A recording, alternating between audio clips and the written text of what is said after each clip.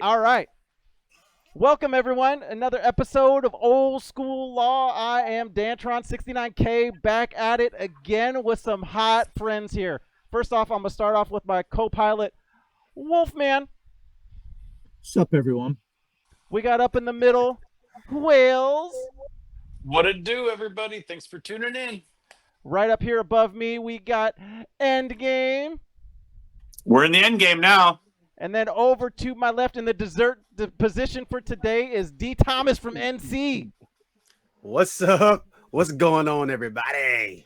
So I am super excited to have this conversation. This is a talk that I've been thinking about for a bit, and I've been experiencing it myself, and I'm pretty sure that some of you guys have as well. This is on the retro gaming resurgence that I'm kind of feeling happening.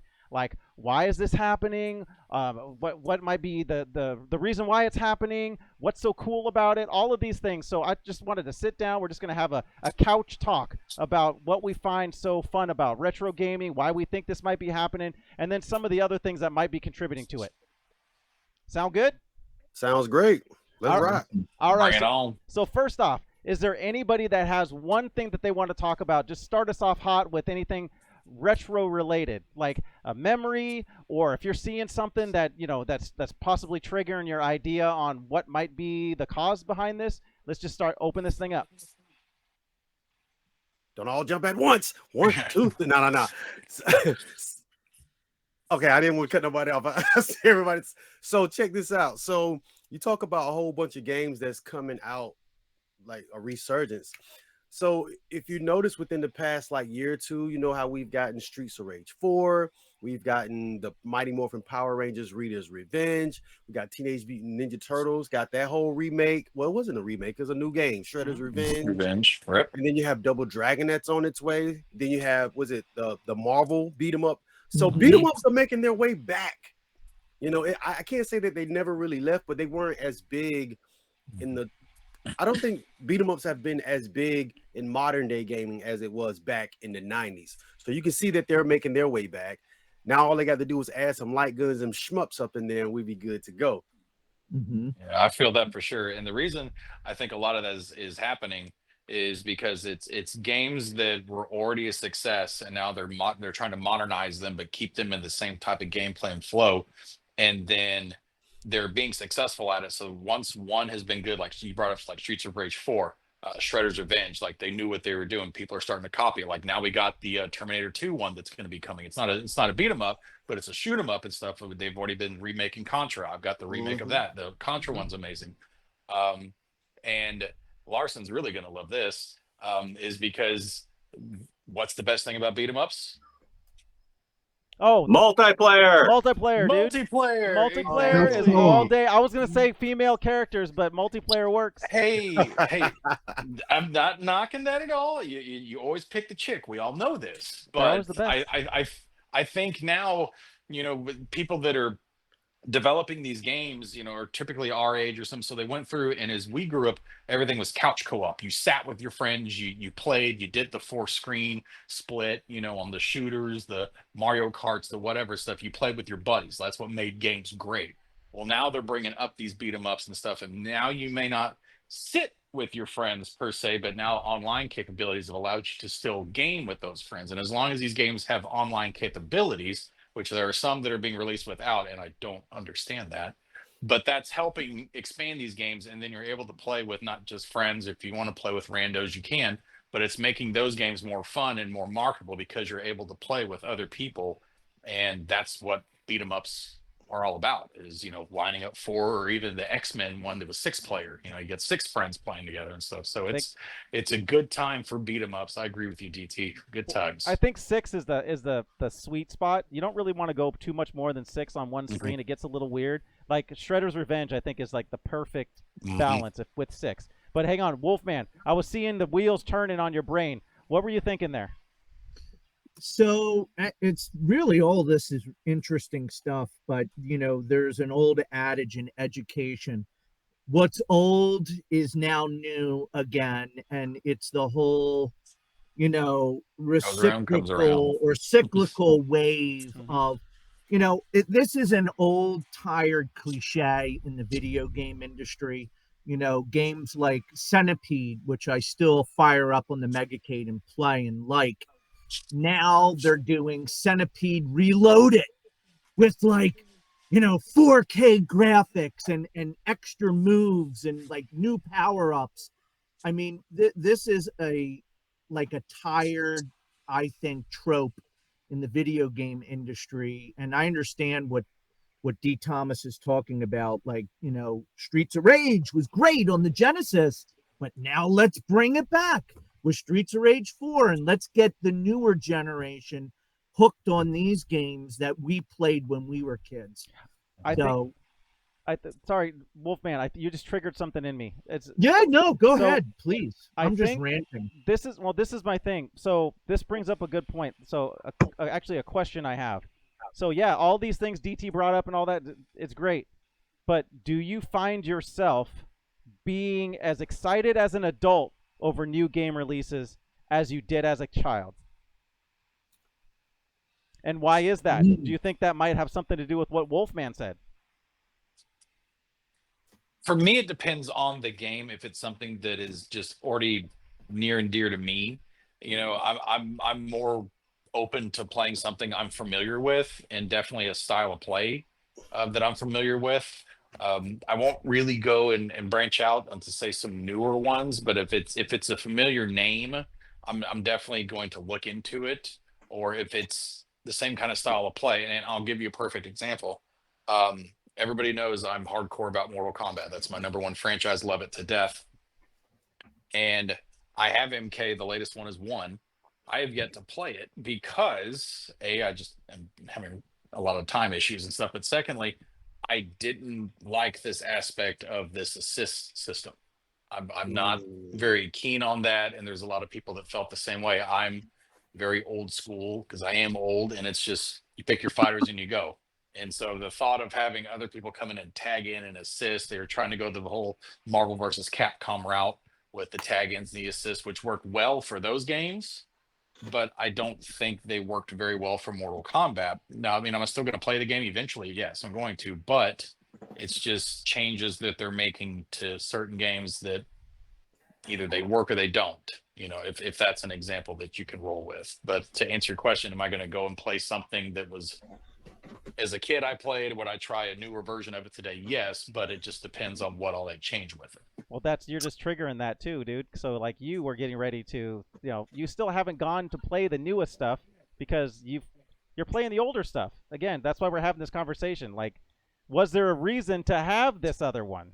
I mean, some people I'm sure like it, but those of us that are a little bit on the more seasoned side, we'll call it, Fair. when we start seeing the same thing over and over again, just because it's new doesn't necessarily mean it's better. That's just what's popping around in my nugget right here. Endgame, what do you got? Well, it also depends on how you play your games nowadays. Do you pay $60, $70, $80 for your game? Or do you play it on Game Pass where they're disposable? Or the beat 'em ups, for example, we all have arcades, right? They're great to play on your arcade. But at the same time, are you going to spend 40, 50, 60 bucks just to play it quick? Or are you going to just jump in on Game Pass, play it one session and be done with it and forget it? You know, so that does factor in as well. And another thing about piggyback off of what Whale said about he wanted Mortal Kombat, and they NetherRealms kind of makes him have to play with the tag mode. That's what the new Mario Kart as well. A lot of people just want to play the cups because that's what they're used to on the old school. And Mario Kart's saying, no, you have to play these in-between tracks that are kind of wide open spaces, whether you like it or not. So again, I'm not saying that that's right or wrong, but those are things that these video game companies should take into mind. They should take into mind the consumer. How does the consumer want to play this game? Whale's point with Mortal Kombat. Why not offer a single 1-versus-1 experience and then have a separate mode that's tag mode? That's best for everybody, right? No, they want to have this tag mode so then they can sell you these additional assist characters and force you have to have those. So, you know, it's all about monetization for a lot of these companies. Yeah. And to piggyback on that real quick and stuff, especially now when they do online tournaments or they used to do the towers and all that other stuff, if you didn't have a certain character in a certain role, you weren't allowed to play. You just missed out, especially if it was a reward that you wanted. So then they were forcing you to pay for it when you're like, dude, I don't want that person. It, I don't like that person. Like for me, I hate the guest characters, right? I don't want to have Freddy Krueger in my freaking Mortal Kombat game, but I have to have him on my roster in order to do this, achievement, for say a brutality that I wanted. And it's like that sucks. Like, dude, it's yeah. it's the same concept of like metas. Like when people are telling you you have to play this way, you have to play this way because this is the meta. I am anti that. I want to play games like I want to play games. I don't like people forcing me to play a game a certain way, right? So like they're designed a certain way, and I get it. If it's designed that way, fine.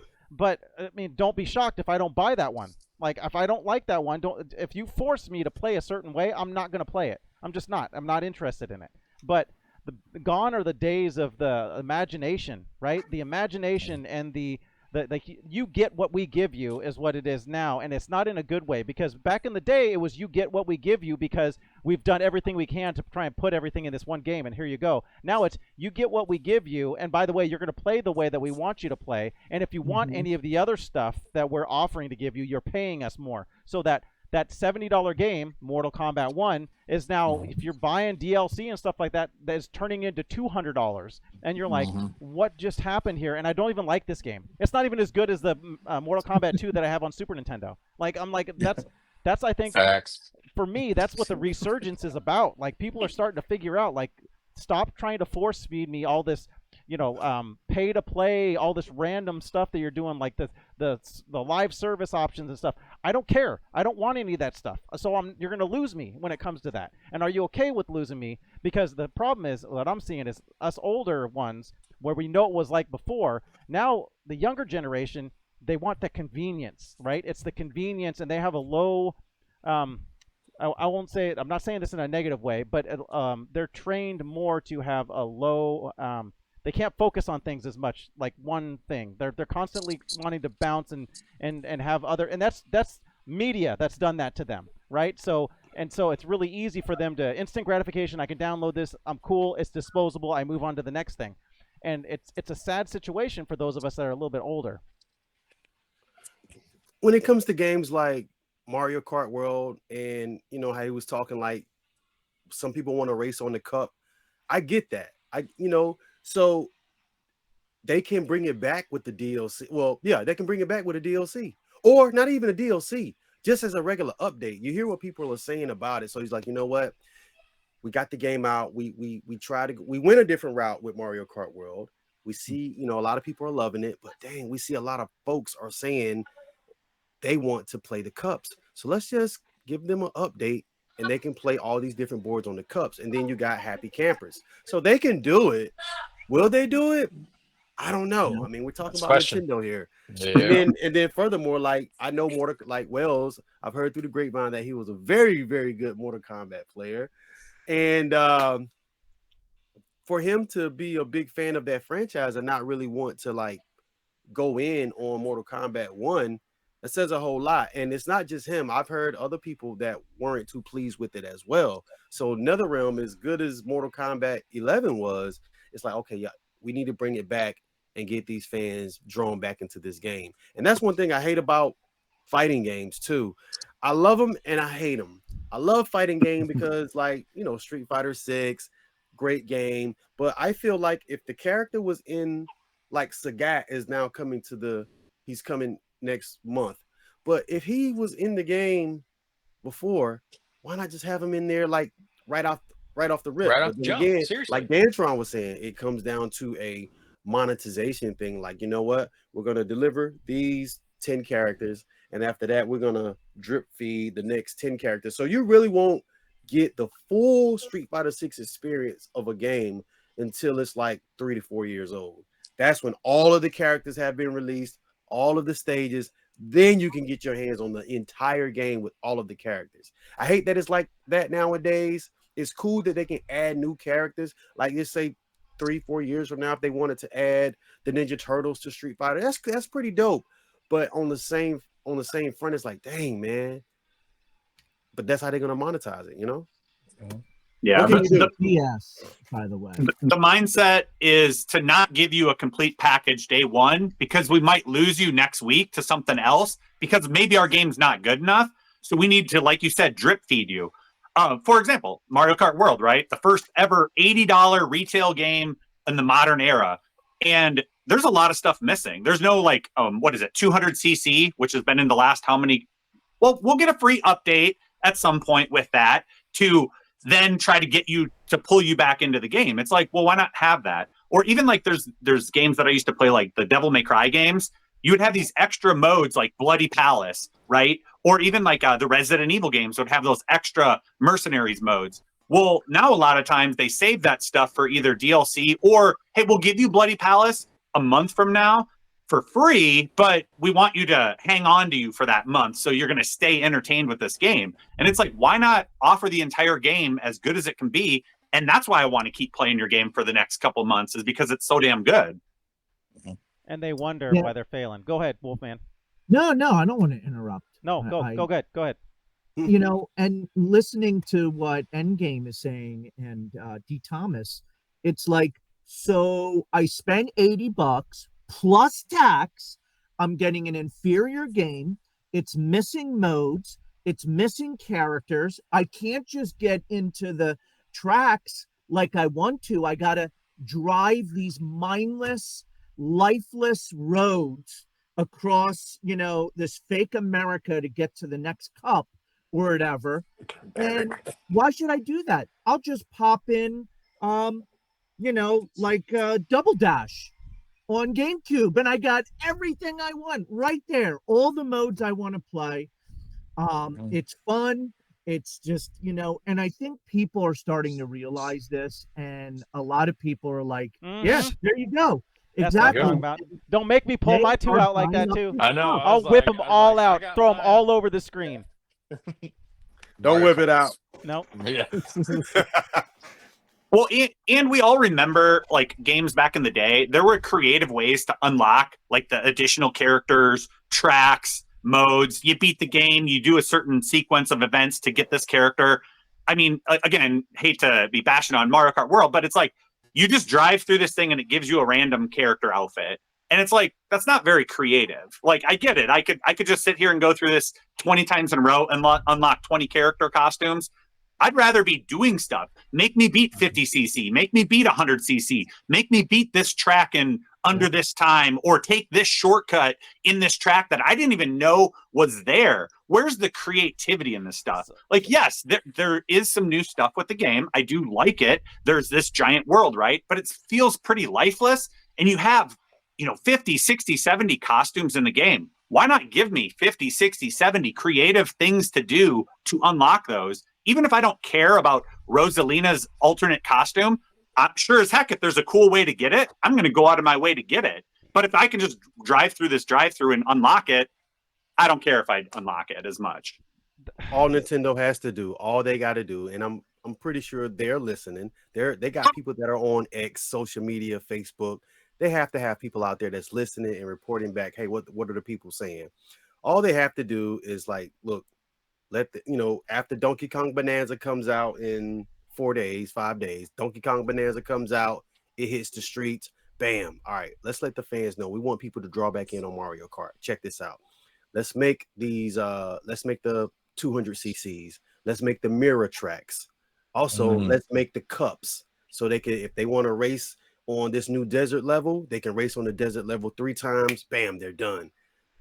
They can do that with an update. They can give us a free update. They can do that, and people are real back in like, finally, thank you. This is what we've been wanting from jump. So I feel that they will do it. Why they didn't do it right out the gate, who knows, man? I don't know. So here's I don't know if they'll do it for free though. Yeah, to be honest. Here's something though that yeah. I'm just dude. I'm just saying. So what Endgame was saying, I hear, but so it goes both ways. Like you and I and almost all of us, we like the idea of doing something to unlock, but you got to realize the audience.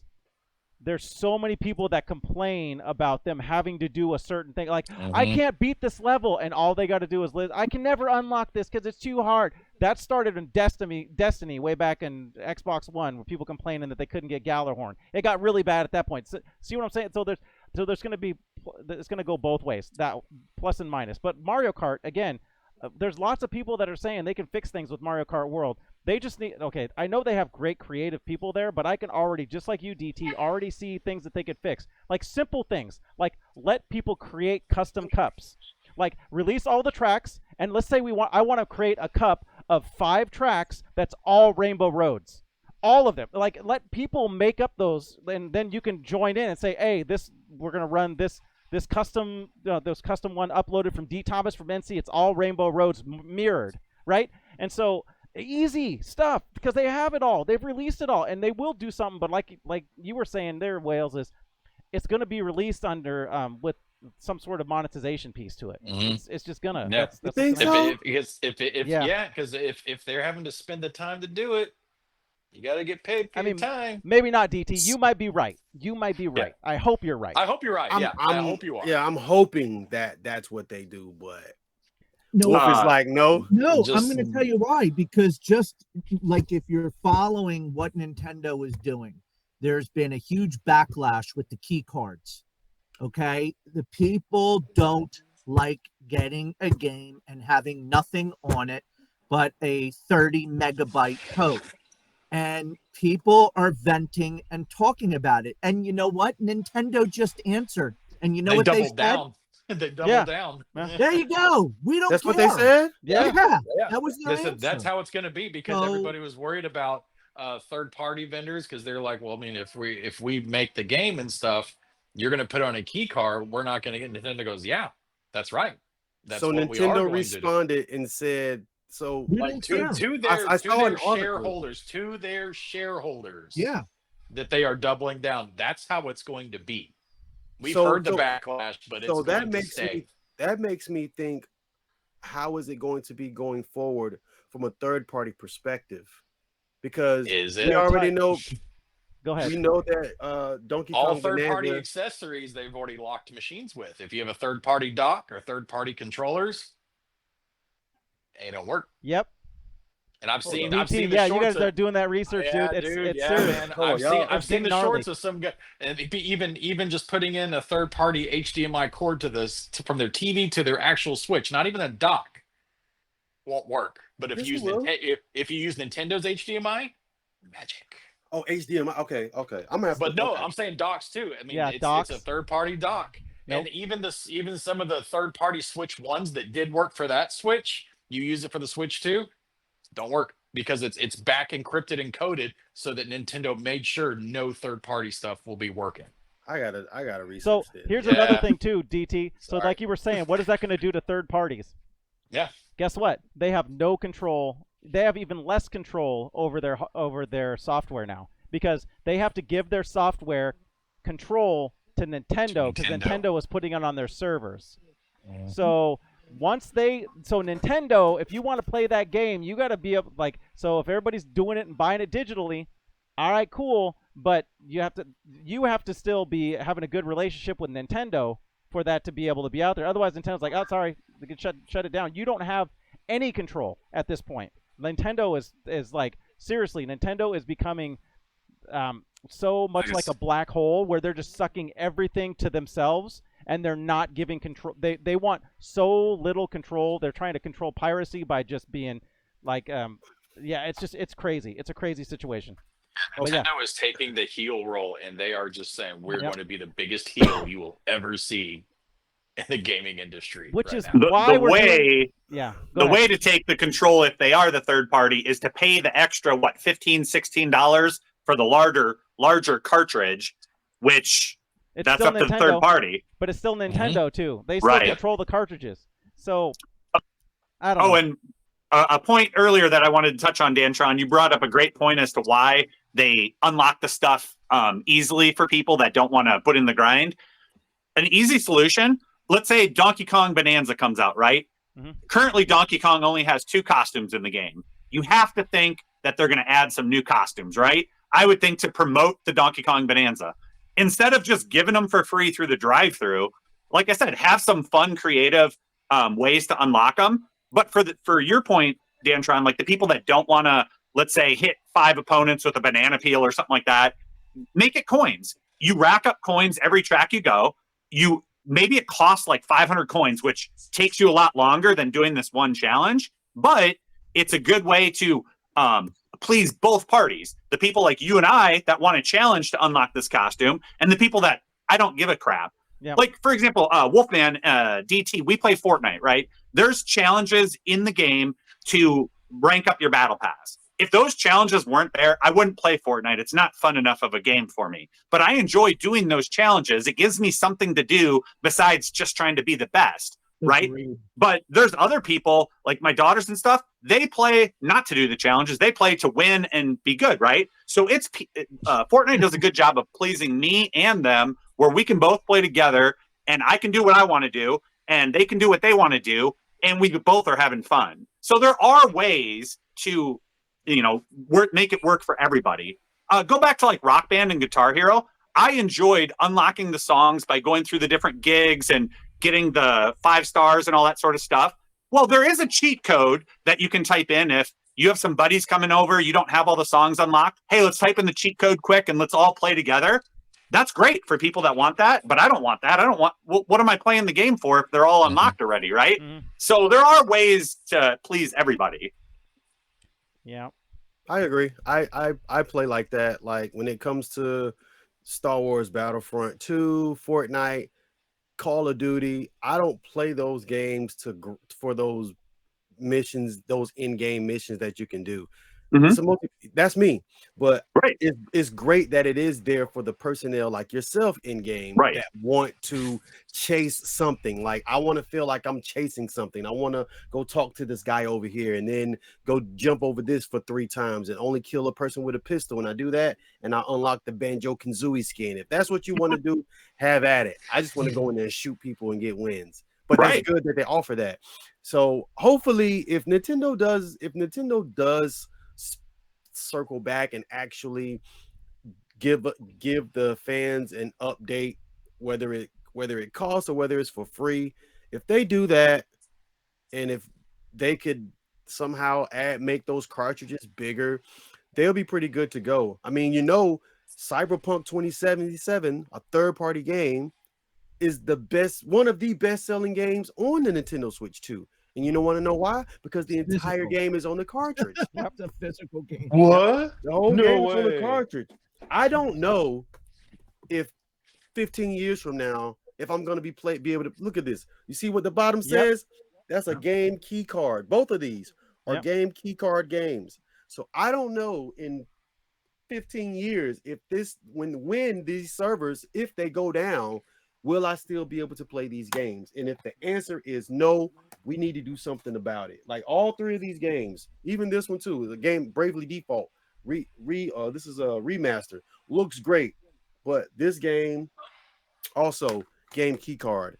And if I'm going to be able to play it 30, 40 years from now, let's rock. Keep them coming. Because as a person that plays games digitally, I buy a lot of games digitally. Pretty sure all you guys on here, people watching, y'all buy games digitally as well. So being able to buy a digital game and get a physical official case for it and some type of tangible cartridge, that's pretty cool. It's great for a collection. Have you seen Wolfman's collection anytime? Right.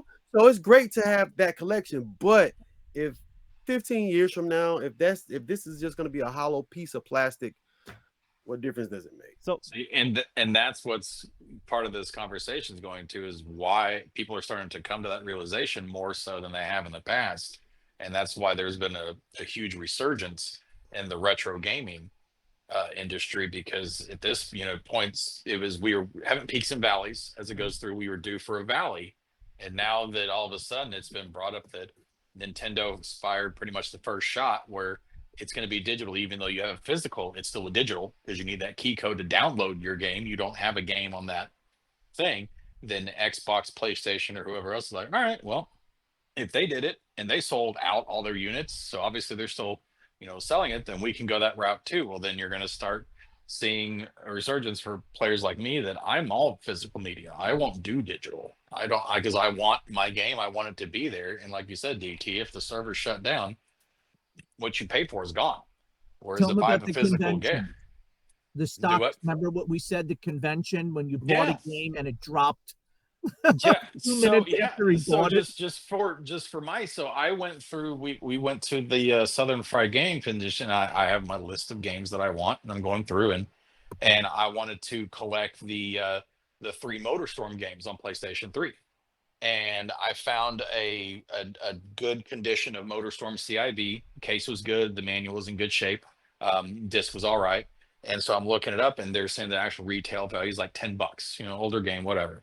I offered them $8, and they said, yeah, sure, no problem. So I got it for 8. And so then when I opened the app that I use to go back into it, and I went to go take it off my wish list, it said it was $10. When I opened it back up, that transaction took maybe 45 seconds. It already went down to $9 is what it should be worth. So it went from 10 to 9 in 45 seconds. Right now, the retro gaming is like it's a New York Stock Exchange. It's fluctuating every day, every hour. Yep. And it's insane. And I think it's just because people are starting to understand, wow, I may physically buy a game, but I may not be able to actually play it. Whereas in the older days and stuff, these games, they're there. I can play them. So they're starting to have a resurgence in retro gaming and collecting. And unfortunately for collectors like most of us here in this episode, that's causing prices to skyrocket on stuff. Exactly. And it's just insane. So with prices starting to skyrocket because people starting like, man, say if you want to get your hands on Earthbound or something like that. Don't even get me started. You want like, would you rather I just got just like a tear right now, dude. I got like right, a tear. right. would you rather just get it the gut. get it? I'm not condoning this, but if there is no way for you to buy Chrono Trigger or Earthbound on Nintendo's website or anything like that, maybe because the company no longer exists, company still does exist, but they don't have the rights. There's so many variables. So do you get it through emulation, or do you pay $400, $500, $600 on eBay to someone who's selling a mint condition copy? There's a third one there. The third What's one the is third? there are Reproduction. there are Oh. resellers that will make a reproduction of it. And what That's do those tough. prices look like? Those are like for Yeah. Chrono Trigger, They're like reasonable. $30-$50.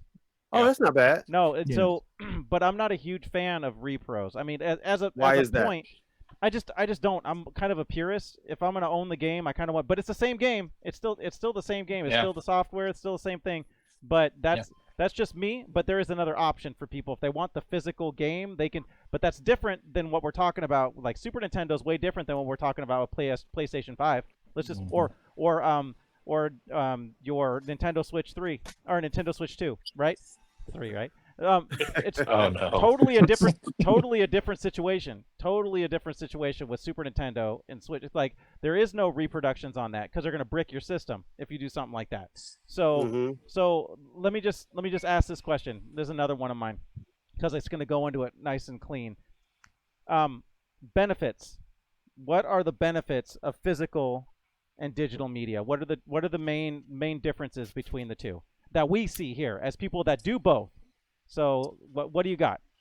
Well, Pluses and to me, minuses, that's easy. pros and I cons. mean, I let other people talk. I mean, to me, it's as plain as the nose on everybody's faces what the positives and negatives are. Well, I know digital it's obviously is the convenience factor, right? You don't have to go to the store. You can just download it. Sometimes you can actually share that download with other people. So that is a bonus. But of course, you are at the mercy of if they want to pull the plug on it, especially if it's like a live service style of a game. Or what happens, if your system dies completely, do you have access to all those? Well, if Nintendo, Sony, Microsoft say you do, but if they say, oh, sorry, nothing to see here, they're gone. Yeah. Whereas, I mean, someone else can do physical because there's a lot of great things about that, obviously. Well, digital too. Like for instance, Muscle March. I bought Muscle March. I own Muscle March on Nintendo Wii. I own it. But guess what? Wii servers are gone. So if something happens to that SD card, or the game's just gone. I can't download it again. It's done. I mean, there are ways of going. I'm not talking down that way, but right. No actual Officially. way that I can get it from Nintendo again. So there's I see. So you said the pro, and now I'm giving and you touched on the con, but that's a big con. Look at the Crew. Just do all that research on what happened with the Crew. That live service game doesn't even work. People bought a whole game and now it don't work because they just said I'm not doing the server no more. Overwatch 1 gone. We've already talked about that one too. That's one of the digital ones. Go ahead. Overwatch 1 is gone, bro? Yep. Try and go and play Overwatch 1 right now. You can't. They substituted it for 2. You can't go back and play 1 unless they give you. They've done it a couple of times where they say, "This is for 2 weeks. We're going to give you the ability to play Overwatch 1 again." Okay, for 2 weeks? Cool. I Don't bought say that that, game, by the bro. way, before you made it free, and now I can't play it. Awesome. My It's kids love kind that of game. like Fortnite in a way, where the old seasons, you can't play them unless Epic decides to bring them back and let you play them. There's no way to access those old seasons. I didn't know Overwatch was. I didn't know the first one was like nipped in the bud. Yeah, and you know what? Endgame mentioned something, and I kind of disagree with him a little bit. For the most part, when you buy a digital game, it's a game for you. You're not going to be able to share that with a friend.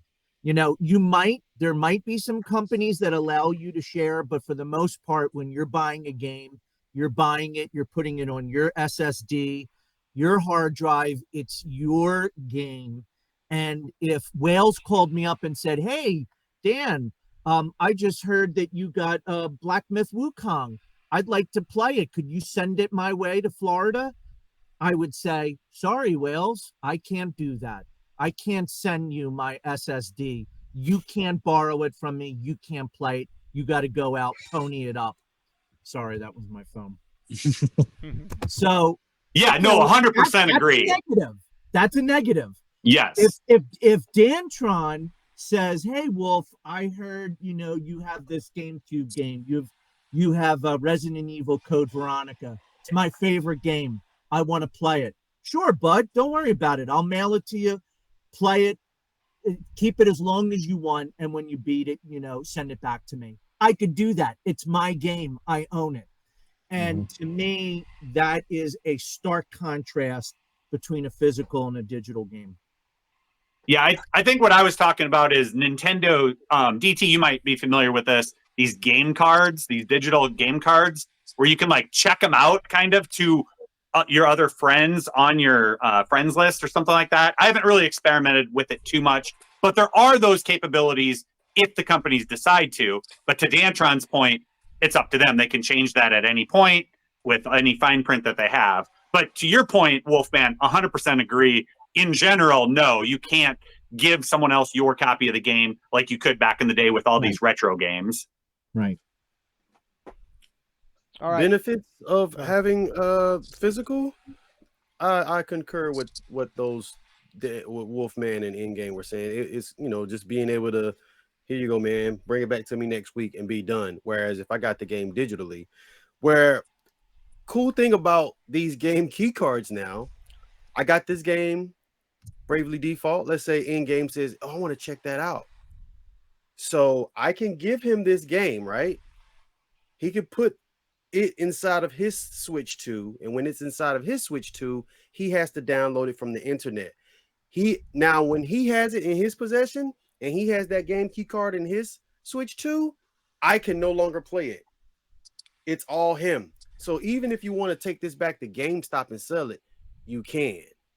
So that's something pretty cool about the game key cards. But again, even if I do give it to Endgame or sell it to him or whatever the case may be, 10 years from now, will I still be able to have access to it? Like right now, if you try to go on the store for the Wii or the Wii U or the 3DS, all that stuff is shut down.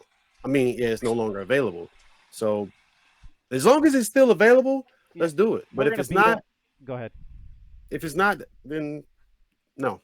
We beating up Nintendo real bad because they deserve it. I'm just gonna say it. They deserve it. They deserve it. Yeah. So here's the thing. You gotta. You're gonna like this one, DT. You have a mobile Switch 2, a mobile system that you can take with you. All right. So what if you have no cell coverage and you're using your phone as the hotspot because it calls home every time you fire up a game?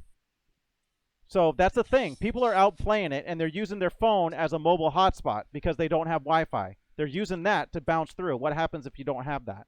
So if you don't have no internet connectivity, you're not playing the Switch 2? Nope. You sure? Yep. No internet connectivity, you can't play the Switch 2? Yeah. Oh yeah, Yep. no, it calls has to home. be that it calls home. Hold up, man. Stand it by. defeats the purpose of it even being a mobile unit because that's the problem is, my Switch One, my kids would take in the car whenever they were running out or whatever stuff. They put the card in there and the game plays and we're fine. And They there's no internet on it at all. But now they don't give you an it's option to turn off Wi-Fi on the Switch nope. 2. They don't. It You just won't you work. log It in one just time and that's it. And if you can't log in, it says where's your Wi-Fi connection. Yep. Or it That just you get the Wow. circle, you get the buffering circle where it's like, I'm waiting for you to get me internet for it to work. Even for a physical game like the new Mario Kart, Yep. like if you own Mario Kart, which is a physical game, you can't play that on the go. That's why the online components You don't have to have work. Wi-Fi. When they brick systems, they're not necessarily bricking the system. They're taking away the online component. And when you take away the online component, it calls home, meaning you can't do anything with it. Oh my God. That's all right. Mhm. I'd have DT to will tell us. test that. I'm not sure if that's like with everything or if there's certain games that do that. But if that's true, that's very disappointing because all your Game Boys, your Vitas, your PSPs, you didn't need internet. You could be playing it in the car. That's the big benefit of The having a Switch One. mobile handheld system. Yep. Switch One, exactly. Yep. So Yeah, Switch One. While Yep. My DT's Switch One has never been connected to the internet. Never. yeah, well Because I don't get anything off the I'll connect it if I need to download like a DLC or something, but other than that, I turn it off. Like Wi-Fi, the switch is off. And like you said, Larson, that's not even an option in system settings on the 2. It's on at all times. here's the thing. We'll let DT look at this. We beat up Nintendo a lot already. We Yeah. but it is part of this retro resurgence thing that I'm thinking here. So I want to give a simple question. This is gonna be a fun one. I want to start with Wolfman. Wolfman, Okay. what makes a good game? So for me, I know there's graphics whores and there's soundtrack whores that are out there that will buy games just because they look pretty. Mhm. But maybe I'm showing my age as the elder statesman of this group here. But for me, and you and I, Dan, we've talked about this countless times. For me, what makes a game is what Nintendo Power used to say is fun factor. The creativity, the imagination, just the raw fun of a game.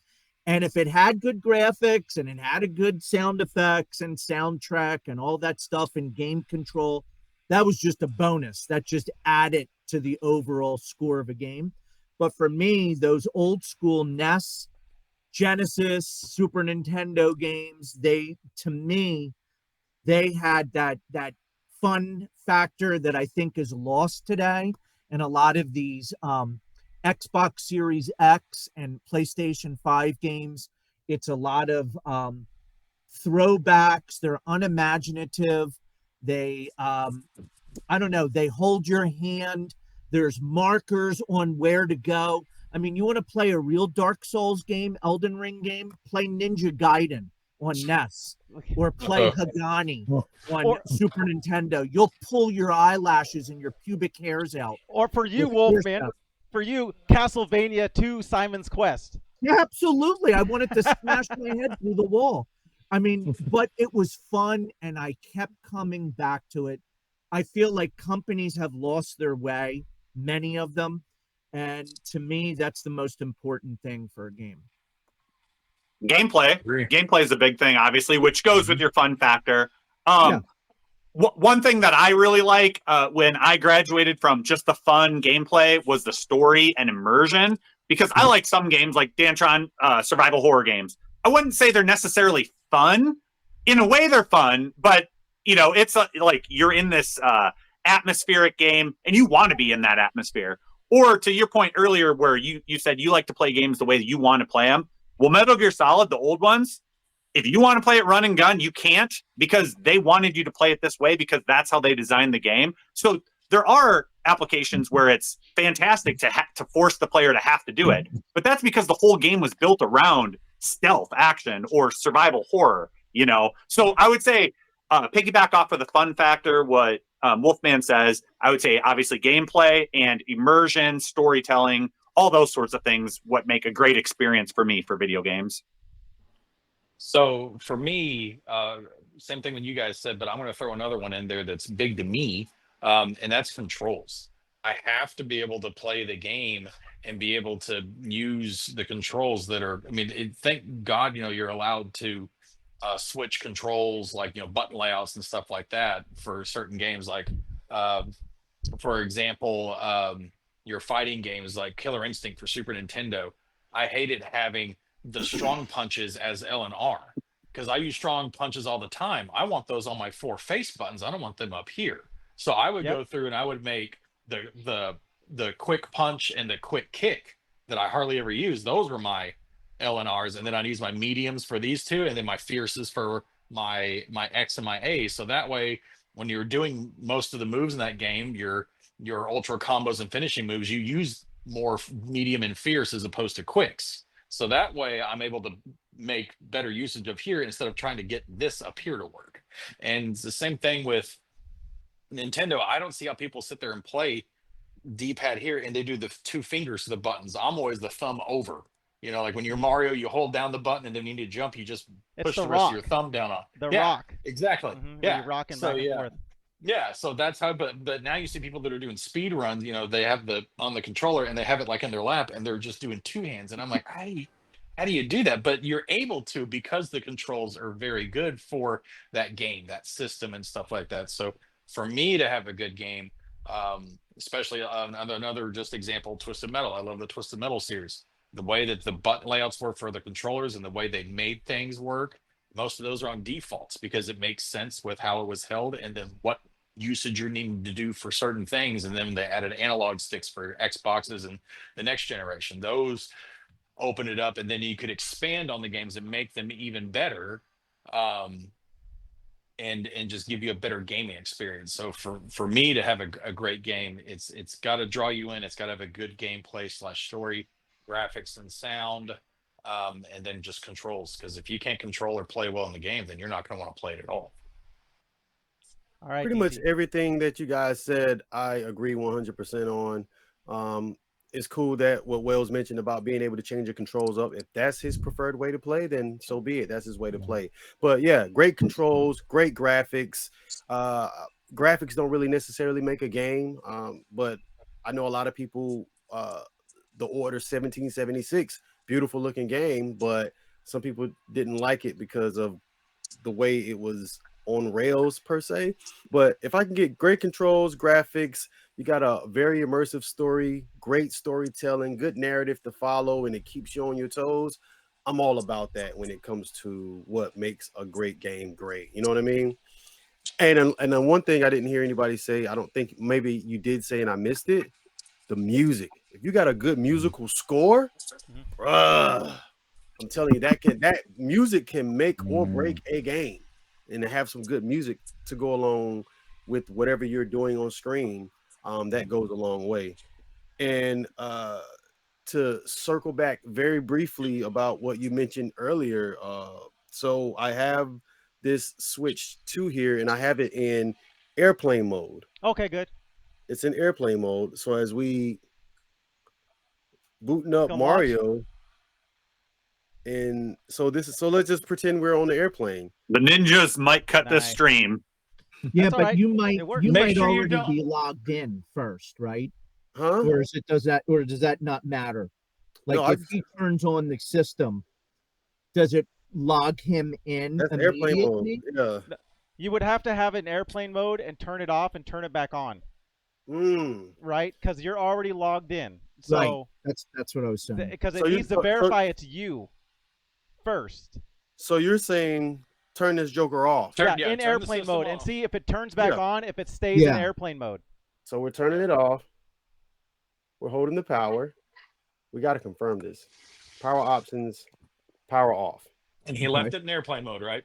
Yes, I Yep. did. Okay. All right, so we'll come back as you're firing that thing back up because now it's my turn to talk about what I think makes a good game. So, Let's hear it, Dantron. so here's the thing. So because I've been doing so many shorts lately, and a lot of my shorts they're retro shorts, right? So there's a lot of games that I loved that I'm just like, I haven't played for so long, let me put it back in. And I can't tell you how many times I get lost and end up playing that game like for an hour and a half when I'm only trying to capture like 5-10 minutes worth of footage. I'm not exaggerating. Perfect example of this was Hogan's Alley that I just played. Just dude, it's a simple Yes. game that most people don't even know about. 1985. Like people don't have any idea about these games, and I prefer playing that game. Look, I might catch some flack for this. I preferred that game over Raising Storm, a light gun game, PS3. If you guys Time Crisis Raising Storm, Yeah. I like Hogan's Alley better. Just playing it. So again, I started thinking about it, like what makes a good game, and everything that you guys touched on, all of the things you guys touched on, is that the graphics are, they don't, that graphics are down the way for me. The fun factor is going to be number one. All the other stuff is like icing on the cake, but it has to be controls too. Like I can give an example of why that sucks. Is like GoldenEye. GoldenEye itself could be good, but guess what? They hamstrung themselves by making it 4 controller layouts that they chose for you. You can't pick any button modifications anywhere, which is what makes it freaking suck now, right? So, and it was a good game back then. Is it a good game now? It's not, because it's missing those pieces to me. It just is. But then you look back and you go, all right, what about Kid Nicky or DuckTales on NES? Or we're talking about Castlevania 4 on Super Nintendo. There are games that look better than that, right? But it's just like, they look better, but then it's like, yeah, I'm not quite sure if I like this as much. It's like a rehash that's more lifeless than the original that I was playing. So, I mean, that's all I'm getting at when it comes for me for a good game. Graphics do not make the game. It's the game. All of those components together make the game. And now you have some good games that are exceptional, and that's where they have like the extra, like the sound is just a little bit better, the storyline is just a little bit better, and those are the games that when you start talking to people about the top 100 retro games, you're going to see that narrative pop through. It's great games, they're really good games, but then there's a few of them that have those exceptional pieces that make them like timeless and great. Ooh, heck yeah! Bless you. Nicely done. All right, Thank you. so that was my take on that question. What do you got, DT? Did it fire up for you? Yeah, so it's fired back up. And it's still working? Got Street Fighter Cool. 6, and just so you guys can see, we are in airplane mode. Nice. See the airplane up there? Do you have only your profile on there? Yeah. Okay. So we're in airplane mode, and I think something pops up when you come on Street Fighter. Turn airplane mode off when you can. So you know what that tells you, DT? That means it's timed. That means it's timed. Just so you know. A communication error has occurred. Yeah. Let's log in.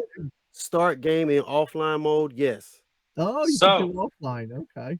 So this is offline mode. Right. Cool. But is offline mode going to so save technically your there we progress go. and So some games will work that way unless it forces you to log in. Now that's cool too, but you have the only profile on there. If you have multiple profiles on there and you're not online, you're not switching profiles. Just so you know, that ain't gonna work. Well, no. The other thing is, what if you're playing in like you're going and you wasn't able to save your progress or something, and it dies, right? And then when you get a charge and you get it back up, all of a sudden it's like, nope, you got to get airplane mode, and you would then have lost the progress you were getting on possibly before then. It's cool. I can confirm airplane mode. It still works. Excellent. It works in airplane mode. Okay. Yeah, and I'm thinking maybe there's certain situations or certain games that might be an issue. But if that was true for all games, that would be an absolute crime. That's what Xbox One tried to do. Remember, they were like, right. You need to play anything. So at least they learned from that. So that's good. Dantron, real quick to piggyback off of your controls, how they can make and break a game. Yeah. Think about back. There's lots of beat 'em ups back in our day, the 90s, right? What were the good ones? Teenage Mutant Ninja Turtles and X-Men, because they had way better gameplay than all the knockoff beat 'em ups. And to your point of this resurgence of beat 'em ups, well, Shredder's Revenge and Streets of Rage 4, awesome games because they have really good gameplay, right? Mm-hmm. But G.I. Joe and the Power Ranger games, not as good. Like, I wanted to love those games. They're fine, but you can tell they're chasing that, these beat 'em ups made a lot of money. Let's throw a license on here and crap this one out, as opposed to taking the time and effort needed to make them really great. Yeah. You know, it's that heartless same thing part. with the Karate Kid. Karate Kid is another one. I wanted to like Karate Kid, and it fell short. You know, it was the beat 'em up too, Karate Kid. Yep. And it fell short. How can you? At least to me, that's what I'm saying. Yeah, because I mean, like, I thought it was going to be great, and I mean, it had flashes, but I mean, is it up there with Streets of Rage or Shredder's Revenge? Nah, I put it in the same level as the Power Rangers, and I wanted to like Power Rangers. Mm. It was just Well, and I mean, are we due for a Castlevania game at some point, right? That's going to be made or broken by the gameplay. How good is it? Is it really good gameplay, or is it kind of like all these other side scrollers that have come out as indie games that some of them are great, some aren't, and they just kind of threw it out to make some extra money? yeah. That's why I'm really hoping this next Marvel game that comes out looks good, but I'm Yeah. hoping it doesn't fall through as well. Right. Right. Yeah. Go ahead. No. I was just thinking about that new Teenage Mutant Ninja Turtles game that me and my sons played, which doesn't even hold a candle to like Turtles in Time or Hyperstone Heist or something like that. I think it's called Wrath of the something. It's based on the arcade. Wrath of the Mutants. Yeah, that was the Wrath of the Mutants. the one that Raw was Thrills. in the The Raw arcades. Thrills. very The arcade average, port. very average beat 'em up. The Yeah. Nickelodeon Raw Yeah. Thrills arcade game. Yes, Yeah. average. Yeah. Doesn't Yeah, hold a I candle. wanted it to, because the actual Raw Thrills, when you play it on the actual machine, it's fun there if you got to play it, but the port did not go as well as expected. And plus, there's no multiplayer on it, right? Like No actual online multiplayer. Right. I think. Yeah, there's not There's saying there's no couch online. You co-op. have to have everybody there. Yeah. So unfortunately, not all of us live near each other, so we can't experience that. So it's like online works for it, but it's in this day and age, how do you not have online capabilities for some of these games, especially when their bread and butter is multiplayer like that game?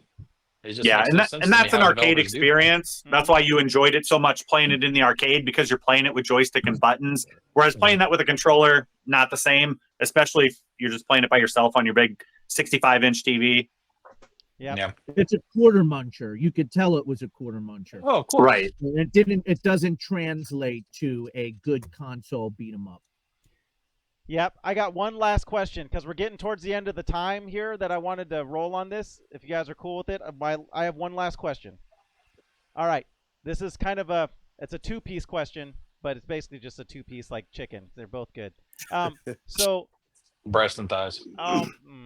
all right. So you got me distracted. Dantron69K derailing me. All right. So I want you to give me, each one of you, your two favorite retro consoles, starting PS3, Xbox 360, and down. Two favorite consoles, and why, and maybe on the why is a description of, most likely it's because of a game or something that they did. So two, I want you to pick two, and I know there's a lot of consoles that you guys like. Pick your two favorite consoles and just explain to me why. Oh man, that's tough. I need my Jeopardy music right now. Yeah, two is tough. I mean, Okay. If I have to narrow it down to two, because there's many more than two, Yep. I'm going with Super Nintendo. It has the best games that hold up for being that old. In my opinion, the Nintendo is great, but all the games on Super Nintendo from those Nintendo franchises were even better. Your Mario Brothers, your Castlevanias, your Metroids, your Zeldas, all those, Contra 3, the Alien Wars, fantastic.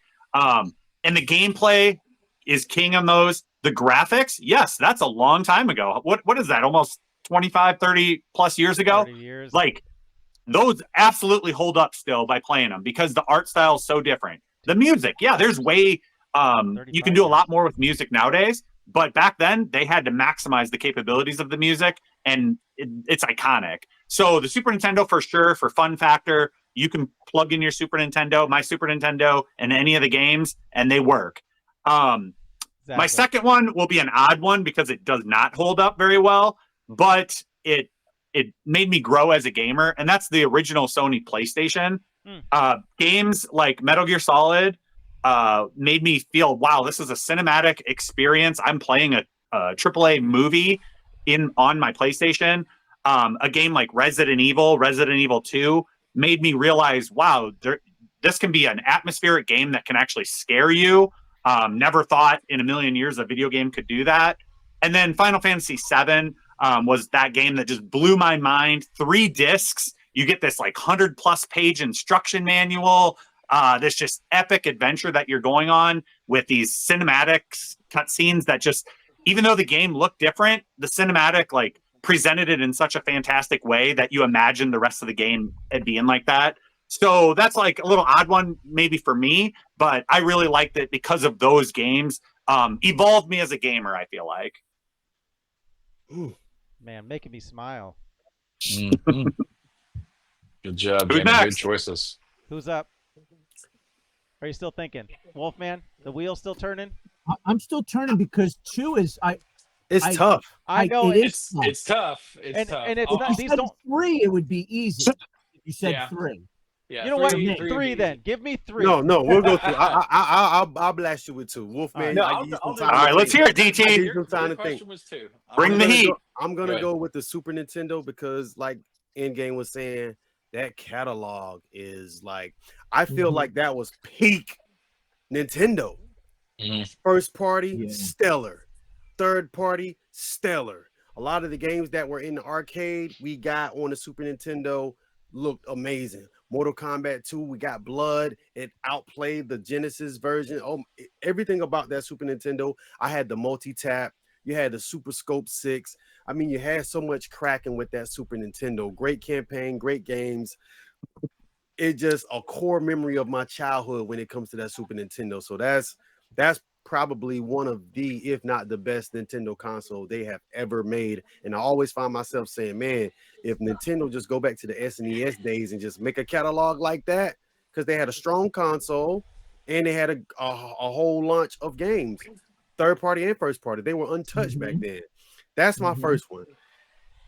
I said I'm gonna stick with 2. I want to say PlayStation 2 as well, but I'm gonna give it to my underdog that got gracefully killed out before its time, and that's gonna be the Dreamcast. Sega Dreamcast.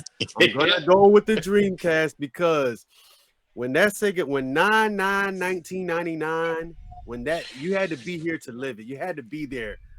I got that console. It was nothing like playing Sonic Adventure. It was nothing like playing Ready to Rumble Boxing, Crazy Taxi, Daytona Ooh, there it is. USA. Mm. Being able to get I have the steering wheel right now, playing Daytona USA and Crazy Taxi with the steering wheel at home. That was literally arcade at home. I really enjoyed that Sega Dreamcast. I really hate that NBA 2K, NFL 2K, Resident Evil, Oh, Code yeah. Veronica, all of those games that came out on Marvel, Capcom. Marvel vs. Capcom 2, all of those stellar hits that came out on Dreamcast, even Shenmue 4-disc. I mean, bro, the game was awesome. The console was Hydro awesome. Thunder was good on Dreamcast too. That was another one. Exactly. Yeah. Screech Wells. Yes, it was. So Seaman? being able to have Seaman. Yeah, Seaman was good too. Yeah. being able to have that console with those games, had Sega put a DVD player in their Dreamcast, we probably still would have a Dreamcast today, but they didn't do it, and PlayStation did it. And with that being peak technology at the time, DVD players costed $500, and you can get a Sony PlayStation 2 for what, $199. It was a no-brainer, and that's what killed essentially the Dreamcast. But those are my 2: SNES, Dreamcast. I didn't want to say the PS2. That's popular opinion. Of course, the PS2 is fire, but we all know that. But I wanted to show some love to that Dreamcast. I want to point out those 2 consoles that you gave. If you guys think about it, how many garbage games can you think of, like, that are just total garbage on those consoles? Not many. Not very many. I mean, they had some, but not many. Though. Not very Not many many. for what you Mortal got. Kombat, Super Nintendo. Not very many. And so you pointed out something too, Just fucking with you. DT, like with the PlayStation that I just want to talk about too, is so they did it right. So Sony is smart. They figured it out when it came out to, because think out, PS1, guess what? That was most people's first CD player. PS2, that was first DVD player for most people. PS3, PS3. first Blu-ray player. Blu-ray. They ain't dumb, and they were in charge of all of that technology too. So that's the thing that's crazy, is when you start thinking about those things, and it's just like, because you just triggered that in me. I was like, yeah, you're right. Yeah. And they were smart with it too, because a Blu-ray player at that time, just Blu-ray, was $500. A PlayStation 3 was $300. Yep. So you're getting a gaming thing and a Blu-ray, and you're saving $200, and you're getting multi-use. But look, PlayStation 3 was more than $300. It was like $600. Yeah. But to circle Yeah, back, it was though, a lot. But to Was it circle really? back, Well, I didn't get it at launch. to see I was how a year after. everything circles back to the big end, Nintendo. You guys know the story. Nintendo, PlayStation is supposed to be coming together. Last minute, Nintendo decided to go with Panasonic, and they did the 3DO thing or whatever, and that kind of like embarrassed Sony, and they're like, you know what, we're They gonna go took it do our personally. own console, and that's what birthed the PlayStation. Now, one can imagine in a perfect world, a Nintendo PlayStation. Can you imagine There was the They had a power prototype. of PlayStation and what they do, and the power of Nintendo and their IPs and what they do? Can you imagine playing the I Last wouldn't of like Us? it, bro. I You wouldn't wouldn't like like it. it? Look at them right now. They both freaking suck in different ways. Can you imagine the ultimate suck for the? I'm serious. They went too corporate. I'm telling you, man. And I understand how money is, and money makes the world go around. But The seriously, ultimate suck. dude, like Nintendo is sucking at certain things, Sony is sucking at certain things. You start putting them together when there's no competition in a market, which you're starting to see now with Xbox kind of starting to fall out of it and stuff. You're gonna Yeah, you're Xbox is you're gonna done. get some weird things where if one person controls the market, they can set $80 price tags on games. Yep. You get what I give you, and that's it. So again, I'm against that idea. It sounds cool at first, like back in the day, what would have happened. Who knows? Maybe Sony would have put some of their awesome attitude into Nintendo and calmed them down. And now, right now, we would have a more calm, more cohesive, more customer friendly, area that we'd be living in. But with how they developed separately and them coming together now, that would be freaking nightmarish for me. So Dantron, I do agree with what you're saying. It would be awful. It turned out best that it did it. But DT said in a perfect world, Sony, Nintendo, whatever you want to call them, would be catering to the gamers and not their shareholders. But we wouldn't have a perfect world. So you're right, Dantron. Yeah, back in the day, dude. Back in the day, maybe. You're right. But nowadays, everything's so tied into the corporate dollar and not into creativity. Shareholders rule everything. Yeah. And that's a shame. Yep. It is. It is. We as the customers, we really don't get the best product, and that's why when something like a Baldur's Gate 3 comes out and people see how good they did, like they praise it so highly because it's like, yo, like has anybody else in this stream, in this cast, has anybody played Split Fiction and how the creative direction is on that game? Yep. It's amazing. Yep. It's so much fun. But it shouldn't be rare. It shouldn't be so that they stand Agreed. out so much but look at how many games get released, and there's like you can count to like 4 or 5 out of all the games that were released that are actually good games, and out of those 5 there's going to be 3 that are standout usually per year. Like what's this year? It's had like Split Fiction, we've had Baldur's Gate 3, and what's the third one? Oh, this year? Yeah. Oh, Expedition 33. Yeah. Oh yeah. That's a really solid one. But that's what I'm saying. Like, there's how many games have been released though for all You're right. systems? I got you. It's super rare. Whereas back in the day, we'd have like PlayStation 2 games dropping like every Left 3 and right. weeks, and they'd be hot. Like I'm using a DT-ism. They'd be heat rocks flying at your head. You're just dodging them all. Like you got no money. You got no money. Your wallet's on fire. You pull it out, it just explodes in your hand. You know what I'm saying? So the problem, DT had the children on his last live stream. Roblox, Fortnite, Minecraft, that's the problem. Like all the people play those games all the time, and they don't care about these games no matter what the graphics or the gameplay or the stories are, for the most part. Yep, they're locked into that ecosystem. Yep. Yeah. All right, Wolfman, what do you got? So Actually, for me, can I go next? Because I want you two to go last. This is y'all's show. You should have the last say. I'm just going to say that right now because y'all invited us on here. You guys get. It doesn't y'all matter. are the We're cleanup all spot. friends. I know that, but hey, this is y'all's show. Y'all go last because we say best for last.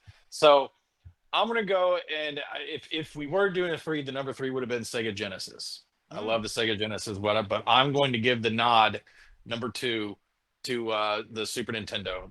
Genesis was my first 16-bit system, but the Super Nintendo was far superior. It's different attitudes, if you want to say. The Genesis was more adult themed and stuff. The Super Nintendo, obviously kid family friendly, but the reason that I'll give the nod to the Super Nintendo is the game catalog was better. The colors were better and brighter, but that's how it was supposed to be because that's just how they made their cartridges and the system that ran with it. Another big thing for me, and I'll still die on this sword. I think the Super Nintendo was still the best controller made. I love the controller for it. It's still, you can run it over with a car and it still works. It was easy layout wise. Me being fighting is my number one favorite game wise stuff. Genesis with a 3-button controller. They didn't get smart until they brought up the 6-button layout. But for fighters, Mortal Kombat A is low punch, and then forward in A was high punch. Mm-mm. Like that's how it was. Mm-mm. And Yeah. and start, you had to press start to block. Yeah, That's how Dumb. you block. Like that the was dumb. hell? Yeah. Whereas the Super Nintendo, it's 6 buttons. It works. It just, this was high punch, high kick. Block was, and it's great. And then when they added MK3, and then you added that run button for a 6-button, it was flawless on Super Nintendo controller. It was easier to use. The D-pad was very responsive. The games just sounded better. I mean, D. Thomas, you talk about music. First game that pops in my head about music is freaking Donkey Kong Country. Give me that underwater Oasis music all day long, brother. And it was Aquatic just ambience. aquatic ambience. There Yep. it is. I mean, Nerd points. I to this day still go back to Super Nintendo. Y'all talk about my favorite Castlevania, Super Castlevania 4.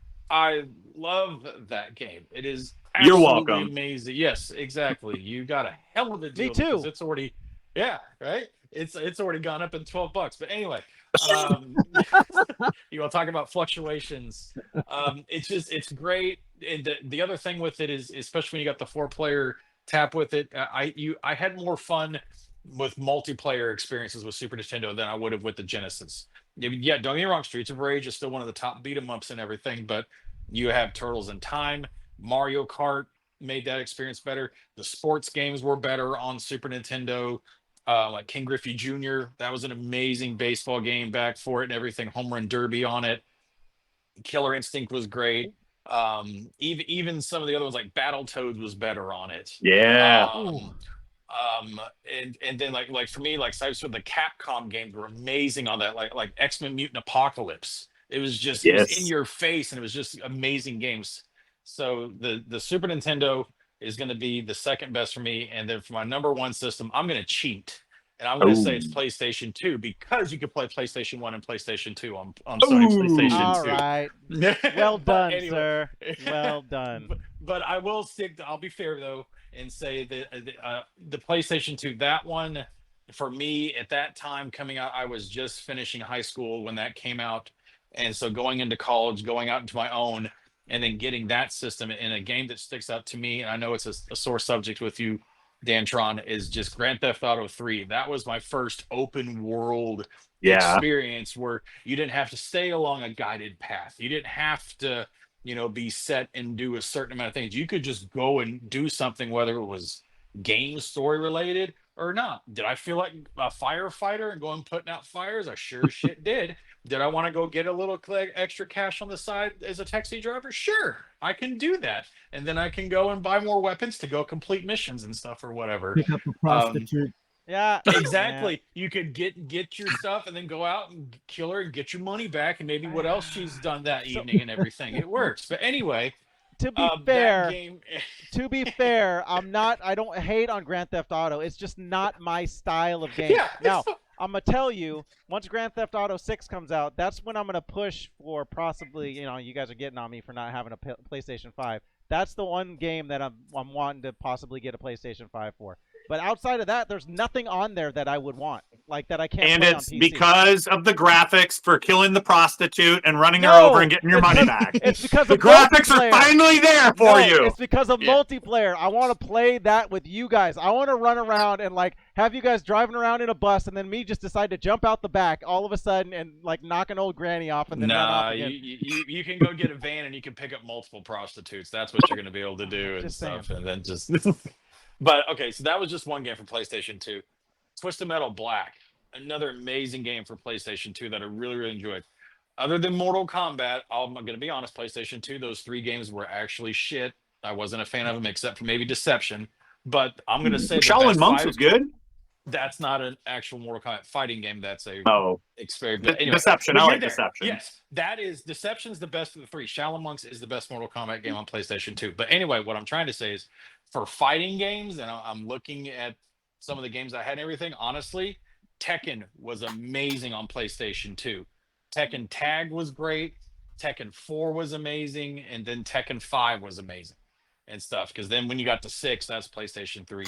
But I mean, some of the other games, and then the games that I didn't care for, but I do respect, and it's what you guys like. The Metal Gear games on PlayStation 2 just went up another notch and stuff. The Resident Evil games are amazing.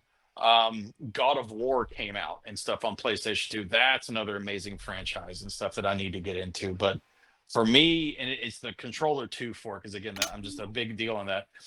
PlayStation 1, towards the end of its life, released a dual analog. It's not very common. Only like 5% of their games on PlayStation 1 actually utilize it. They went full on hardcore mode into PlayStation 2 with rumble function and everything for it. And it was amazing. And that's another solid controller you could beat. I didn't break many PlayStation 2. PlayStation 3 is when I started breaking them.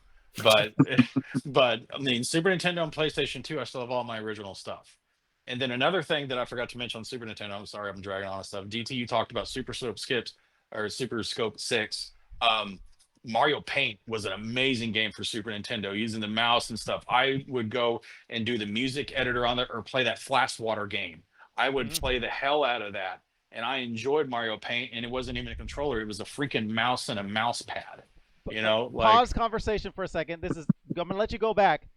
But I'm done. Would that be a good short? Because I was looking at Mario Paint and the mouse and everything just sitting upstairs, and I'm like, should I do this as a retro short? Should I not? Yes. I don't. 1,000 times yes. All right. Yes. I'll play that Please. one at some point then. Please. Okay, continue. It's amazing. So no, anyway, so that's my two. Genesis would have been the third, but yeah, those two, I'd go back to those two systems to this day and play games on there. They're just great. So that's just me. I'll shut up. All right. Hey, Wolfman, I think I want you to go last. Are you cool with that? Yeah, absolutely. All right. So everybody's doing 3. I'm gonna give an honorable mention as well. My honorable mention, quick one, would be Sega Dreamcast for all the reasons why DT said it. So I'll just leave that one. Second console. This is one that actually hasn't been talked about yet. And so when I talk about Nintendo, right, and I'm giving them a lot of crap on their newer stuff. I just am. I want you to know that's not because I'm a Sega fanboy or anything and I'm just hating on Nintendo. I'm going to let you know my 2 top consoles are both Nintendo consoles. Just straight up. So this second one, GameCube. Yep. Yeah. Nintendo GameCube. Underappreciated. Bro, Nintendo GameCube, I'm just going to tell you, it was so advanced in its technical specs when it came out. But it just looked, it just looked kiddie. It just looked kiddie. My favorite Mario is on there, Mario Sunshine. Yeah, you can play it on the 3D, Mario 3D All-Stars or whatever on your Switch and all that stuff. But the actual game, it was I want to say it was 420p. I want to say with the special hookups. Yeah, like the graphics, there was nothing like it out there. It was super easy to use. The discs actually held up really well. Like, some games, I'll tell you, some of those PlayStation 2 games, you barely scratch the disc up and the disc wouldn't read. So they were really, really heavy duty. There were many DVDs. I just love everything about that, and it has my favorite controller. Kind of like Wales said, his favorite controller is the Super Nintendo. My favorite controller is the Wavebird. The GameCube controller itself is great. The Wavebird is I think, peak controller. I love everything about it. It feels like it just melts into your hand. But that's why. And then their library was freaking phenomenal. Yep. I might have a couple of Wavebirds like that. Okay, that's what I'm trying to look at. What is a Wavebird? Okay. Huh. Yeah. It's a remote. Yeah, it's a wireless controller. Yeah. Okay. Was it the first wireless controller? No, there were wireless controllers all the way. 2600 it was. Dude, was it Atari? What was it? 7600? 2600. I have it. Yeah, the RF one, right? That nobody could walk in front of it. Yep. Yeah. And Nintendo had one of those too. Anyways, but I'm going to go back to, so the library also was freaking phenomenal for that. They had, the Resident Evil, like the remake, which was crazy how good it was. And you can just go through their whole library. Like all the really good games that were out at the time, third party, came out on GameCube too, and majority of the time it played better on GameCube than it did on the actual other consoles that it played on. All right, so there's enough for GameCube. I love that console. But then this last one, my number 1 console, I'm going to go along with a lot of you guys already. Super Nintendo. It just is. I mean, like DT couldn't have said it any better. Like, and it's what triggers in thinking about these games. I was watching DT pull some games there, and it's kind of small there, but I was watching what he was pulling. I saw Link to the Past that he pulled out. I saw the Super Punch Out was all the way at the end. Yes. I saw. Oh, dude, why at the end? Yeah, he had all the way at the end. Look at that right there. So, and he didn't even pull it all the way. He pulled it out, looked at it, and then kind of put it back. So, and when you think about Super Nintendo, it has every genre possible available for it. Every genre. So if you want to play fighters, if you want to play platformers, you want to play racers, you want to play RPGs, all of that stuff happened. And guess what? That with sports too, all of that stuff happening at that time was kind of unheard of because it won every single category. It was at the time also where they were still experimenting. Like they were putting out games that were kind of like when they started using the FX chip and like Stunt Race FX. That game, yeah, take it or leave it. It's not a great game, but it's one of those fun games for me. I just enjoy it. Yeah, it plays super slow. That type of game would never be made today. It just wouldn't. There's no way that game would ever be made. And so that that back in the day like that's when they were making things that they were still taking chances on, but Nintendo hit on so many of those chances that they took because they already had an established track record with the NES, and they just, like they said, they made things super. They upgraded a lot of their known things and made them better. And there wasn't anything out there on the market that could hang. And I was a Sega guy first. I love the Sega Genesis, and there's a lot of great games for Sega Genesis. Yep. But when you put them side by side with the category, the catalog that they had, the sound, overall sound that they had, the graphical presentation, just the only thing that I can say that the Genesis did better was their packaging for games. Because they were in a straight up booklet package, where Nintendo, nobody kept the boxes normally, and you just had the little plastic slip cover on it, and then trying to stack them didn't work right. Anyways, but that's the only thing that they technically I think did better than Nintendo overall. But anyways, that's it. Yeah, dude, it's freaking awesome. Great choices. Yeah, packaging was just by everybody. Holding it, just don't let us down, Wolfman. Yeah, you got it. I'm deflated. All right. Well, anyway, at least I'm going to be like 30 seconds. So stop. Go. No, you're not. You last longer than that. No, that's about right. So I'm going to say my two top systems are Super Nintendo and GameCube. And my honorable mention is, wow, all three are Nintendo. And my third is the NES. Honorable mention. It was hard for me to decide NES or GameCube. But my resurgence of getting the GameCube modded and being able to kind of sift through and play like all these games that I never even heard of that are awesome, and now I want to get the actual copies of, and there's a lot on my list for GameCube. Plus, I agree with Dan. My favorite controller is the GameCube controller. I have been collecting the controllers recently. I'm trying to get every single color, yep. I got Wavebird, I got teal, I got Japanese white with the extended 10-foot cable. Yeah. I'm trying to get the Mario and Luigi Fan Club versions. They're just such great controllers, and the library's awesome. And I don't even have to say anything about Super Nintendo. You guys said everything you said everything that I wanted to say, and I'm not going to, kind of go down that same path again. I agree with all the accolades that you said from the system. And the Nintendo is kind of what got me into this game, and it's my honorable mention, and it's my first love. And and that's it. I was going to say N64 just to see your face, Wolfman. No, I was going to say, I was going to open up with the Intellivision, and I was going to try to be serious. Dude, to Burger see if Time? you guys believe Burger Time on Intellivision was no joke. Again, I own it, and it's freaking awesome. So just telling you guys, don't mess with Burger Time on Intellivision. What?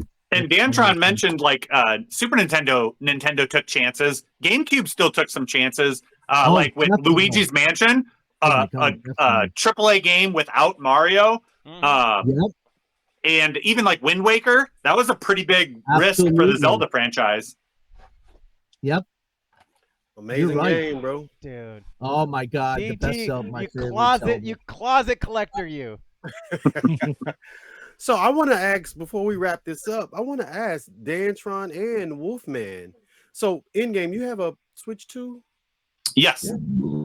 Wales, do you have a Switch 2? Never will. Okay. Wolfman, Dantron, and especially you more so Wolfman, because I kind of know a little bit how Dantron feels about it. But Wolfman, being that your 2 consoles were Nintendo consoles, 3. or 3, all 3 of them. Honorable All three mention. were. Yeah.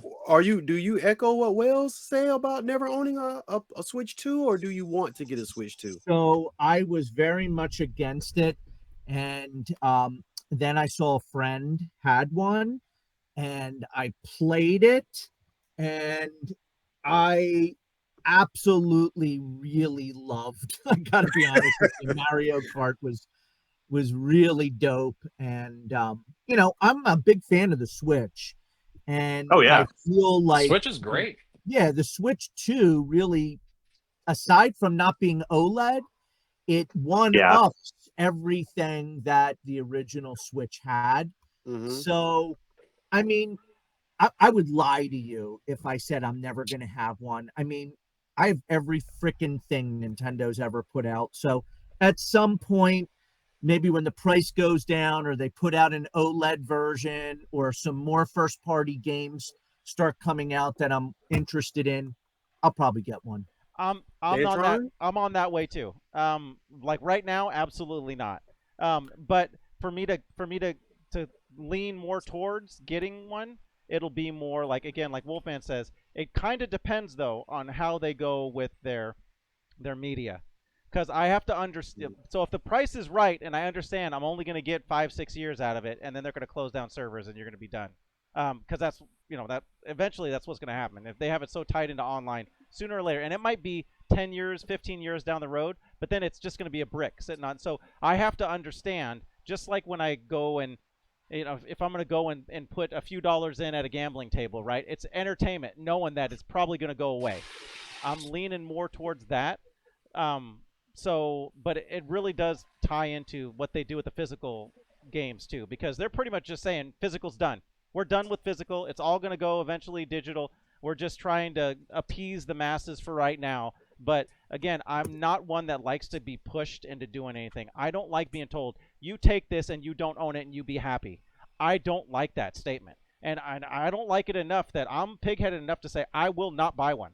And as long as I still have that heart feeling right now, I'm not going to spend my money on it. Now, I will tell you this though, DT, if for some weird way that I win the one on your freaking if I win the one that I'm not gonna kick it, kick the girl out the bed for stealing crumbs. I will definitely play with you, right? So I'll 100%. But as of right now, with my money, I'm not to the point to where I'm okay with how they're dealing with it. I don't like that they're talking to us as consumers like, you guys are stupid enough to just buy this thing. That's the feeling that I get. I'm not saying you guys are stupid, but that's the feeling I get from them. So You feel that way a little in game? Yeah, like I was excited for the Switch 2, and then they debuted it and showed the prices and talked about the key cards and $80 Mario Kart, and I'm like, oh, now I'm not as excited about it. But I have kids, they like playing it, I play it. To be honest, I played Mario Kart World, I did enjoy it. However, I haven't really gone back because honestly, like, there's lots of problems with Disney Speedstorm because of the monetization, but the fundamental gameplay is better in that game than in Mario Kart World, in my opinion. I like that game too. I like Donkey that game. Kong Bonanza Like, there's is not tons enough of problems, outside of the gameplay, but the Mario Kart World gameplay is interesting with the jumping and the going off the rails and the wide open tracks. What it kind of reminds me of is coming off of Mario Kart Double Dash, amazing, really precise gameplay. Graphics are great. And then you get this Wii, right? You're excited to play the Wii. And because they have the motion driving and stuff, all of a sudden all the tracks are wider and a little bit more generic. And there's more racers and Mario Kart Wii just wasn't the same as Mario Kart Double Dash. And we had Mario Kart 8 Deluxe, which again was super precise graphics, all these tracks. And then this one, they added 24 racers now, so they have to make the tracks wider. Something is taken away. I still enjoy it, but it's not as good as what I was hoping it was going to be. It reminds Too me much of for me. It reminds me of Hydro Thunder with how their tracks go, because there's Hydro Thunder Yeah. had so many different shortcuts, and that's what it feels like in the gameplay that I've seen.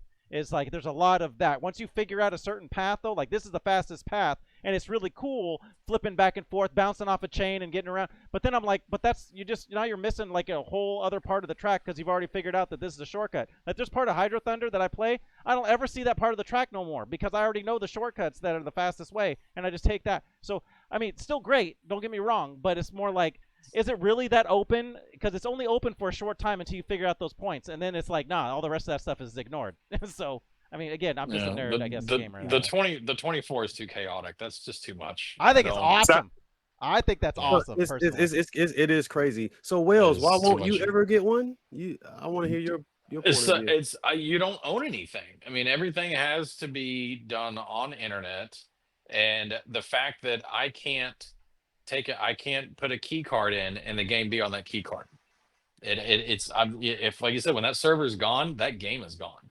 I mean, we've had games I can't remember the names of them, but there's been games that were put out and not even lived a year, and they shut the servers down because the games did poorly or whatever. And so people that spent $60 on a game just sucks for you. I have been burned like that as well. Xbox came out with a game called Fire X Crossfire.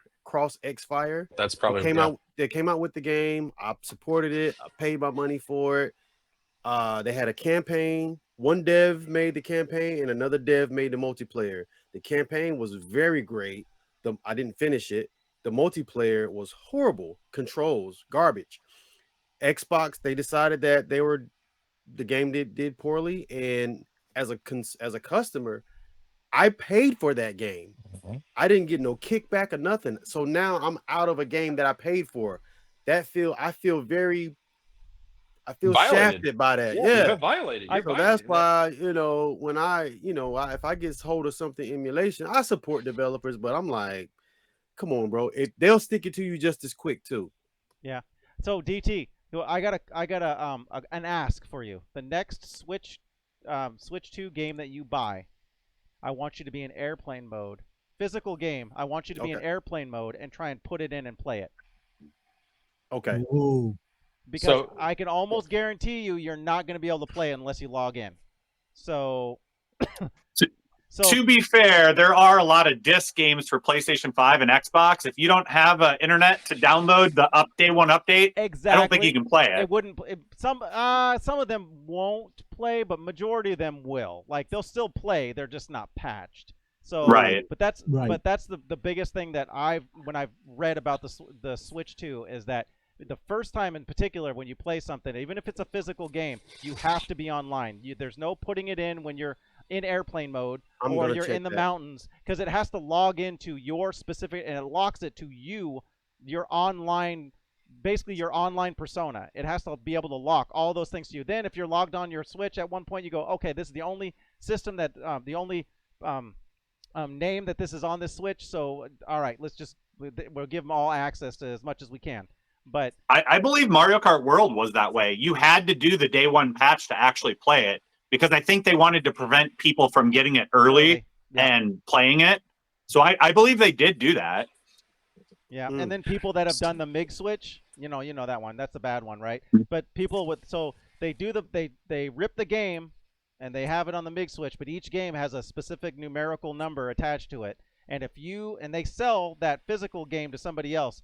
If those two are locked into two separate accounts, it bricks this one. It'll brick both of them, but if it's Switch, it's not really gonna. The guy's already offline on the Switch anyways, playing the MIG switch games. But it will brick the PlayStation 2. Now there have been, or not the PlayStation, the Switch 2. But Nintendo knows about this and has reversed some of those. But what happens if you're, just playing on a weekend and nobody's available to unbrick your system? You're just out of your system for a while, and all you did was buy a used game. That is a known thing. You can look that one up. That's out there. So that's because they're trying to hold everything so tightly. So I mean, gosh dang it, Nintendo! I want to love you so bad.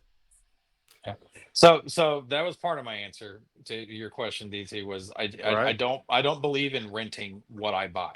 Like if I buy it, I buy to own. And I feel like with the Switch, the games are not there. It's just key codes to download it. And then the fact that they just threaten you. They threaten that if you violate our terms and services, then it's not even like I'm not going to go mod if I were to have a Switch 2. I'm not going to go mod it. I'm not going to put crap on it or whatever stuff. I want to support you and I'll support your developer, whoever and stuff, and I'll buy games offline that if I want to have them or whatever. Like say I want Excite Bike on there, or since we all love GameCube, my favorite GameCube game was Mario All-Star Baseball. If they put that on there and I wanted to have it on a Switch too and take that on the go, then I would buy it and stuff. But the fact that you threaten me with if you mod our system or if you say anything bad where you can go on, if you have any kind of social online presence and you speak bad about certain things that we do, games or whatever stuff, that is justification for them to absolutely, what they should do is just suspend your account, but they don't. They one up that and they just will actually turn off your console. I paid 450, 500 something dollars for something for you to threaten me that I bought that you can take away from me and make absolutely useless. I don't agree with being threatened. You know, Is that I've heard true? Now Well- they haven't specifically done that yet to anybody, but it is in their terms of service. If you technically, if you say or do anything that they deem as making Nintendo look bad, it's kind of like a sports team. So the Mhm. way it's written is if you do anything Without the that express makes them written look consent of bad, Nintendo they Entertainment. have the right. Now I haven't heard of it happening that way, but the way it's written, they do have the right to pull away online components, which basically will, for the most part, brick your system. What do you mean, can't like use it if again. you do a YouTube video or something like that? Yep, Mhm. if you read their terms of service, you can. Yep. They can. If you do Yep. say anything too bad about them, they can, because it's like I said, the wording is like a sports team. Anything that you do that makes them look bad, there is a chance that they can say, nope, we're done with it. You don't get a point. You don't get a point fingers anymore. You don't get to do that. That's They haven't done it So yet, but that was one of the things when they changed their terms of service before they released the Switch 2, and everybody blew up online about that because They're still being actively sued by Brazilian government and somewhere else because of their terms of services, because of that system where they can and will go in and nuke your system. They are being sued by other countries' governments because they're saying that you can't, that they bought your product. It's their right to do with it. It's That's called freedom of speech. speed. Yeah. And so, So- I mean, they have two active suits going against them right now. Not So from the United Dantron. States. Yes, sir. when are you posting this video? Because DT and me are going to have to check our switches to see if we get them bricked. No, they're not. It's Yeah. not going to be anything like that. No, and again, it hasn't been done yet, from what I've heard. Unless it has been done, and Nintendo's like, hey, you can't say anything else. We bricked your thing. You got to be clean. You got to be clear, and you got to take down this video.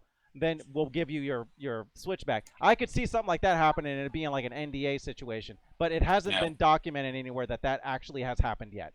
It's only the used game thing that's So documented. that's reason two, and then my last reason, because I know we're running long and we done. And I've already kind of touched on it, is the fact that the only way you're allowed to have anything function or work with them is you buy Nintendo brand stuff.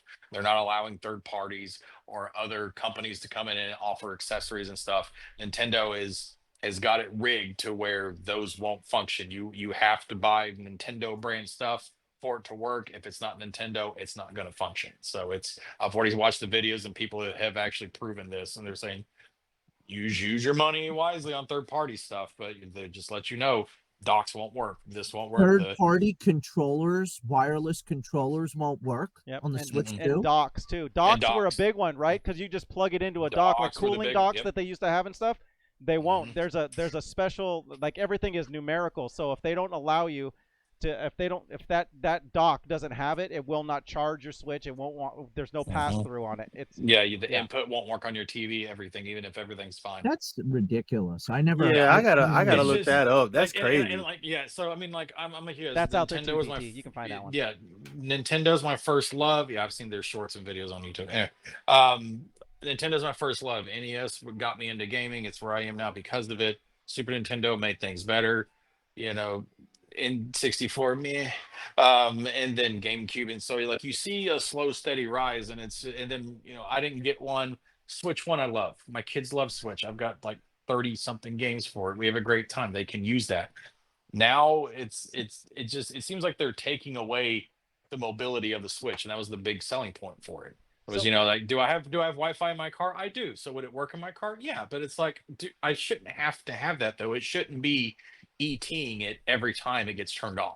I think that we're coming full circle to what this was about, is a retro resurgence. And what I can really tell you is I noticed the resurgence really hit and happen when Nintendo did their Switch reveal.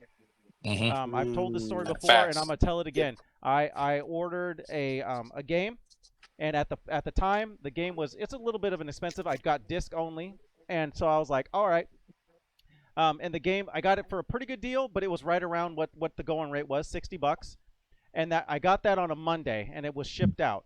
And then the Switch reveal was a Wednesday, if I remember right. Was it a Wednesday, Tuesday, or Wednesday? I think it was a Tuesday. Yeah, I mean, either one of the two. I think it was a Wednesday. So Yeah. there was like so maybe it was a Tuesday. I don't remember, but it was like a day after, or I think it was a day after. So it probably was Tuesday. So then they had the Switch release, and then people started asking questions about the Switch release that day, and then the day after. And when I looked, it was 2 days after I had the Switch reveal. So there was the Switch reveal day. There was one day in between, and then next day I looked at that game because I had been looking for different copies of that game for a bit. So I had a bunch of them saved, and I looked, and the price had doubled.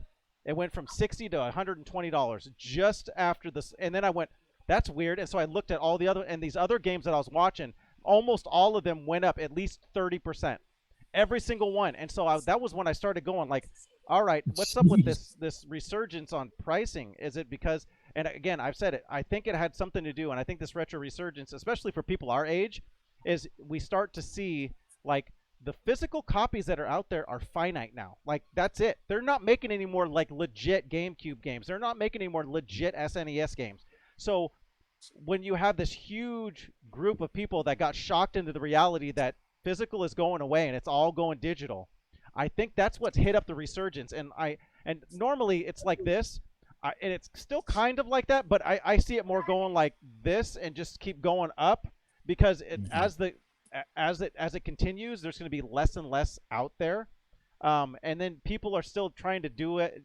There's two types of people that are buying this and triggering this. It's the people that want the game, like me, and I'm sure you guys too, where you buy the game because you want to play, you want to preserve, you want to pass on to your kids or your grandkids or whatever, right?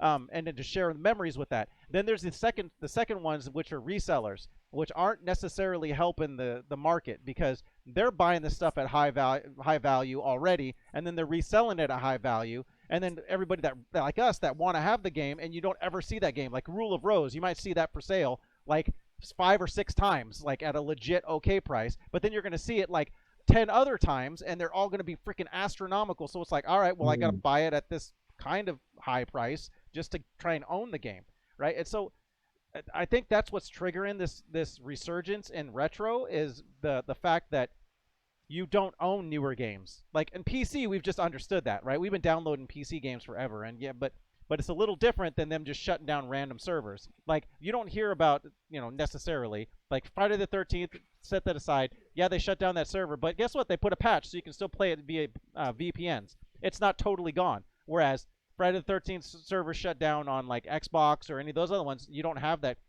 capability because it's locked on hardware that doesn't allow you to run VPNs and all that kind of stuff. So that's the difference between PC and consoles. So anyways, that's all I got on that one. Well, it's also YouTubers too. And I'm looking at 3 of you here. It's like people like what's his name? Metal Jesus. Yeah, he's like 20 minutes from me. Right? Yeah, he'll like talk about a game or like one of his hidden gems on PSP. And then you go on, like eBay or GameEye or something, and you go look at the game, and it's gone up 30% because of these influencers, that mention or talk about games, and not only resellers, and now you got YouTubers that are artificially spiking the market. And there's a lot of demand on these games, and a lot of people, for nostalgic reasons, aren't selling their games. They're holding on to it. They want their childhood again. And like Dantron said, there's only a certain finite amount of games. So if you got a lot of demand, there's not a lot of product. Well, what the hell do you think's happening to the price of games? And to your point too, Dantron, Nintendo was kind of always known as the gatekeepers of the physical media too, because they've always had these cartridges and stuff. So for them to be the ones that, seem like, oh, these key cards, what are you doing? Digital? You doing away with physical? That might have been it too. It's Nintendo doing it. Whereas if Microsoft, hey, we don't want to do consoles anymore, not a lot of the gamers care because they're like, Microsoft was always trying to get away with this kind of crap.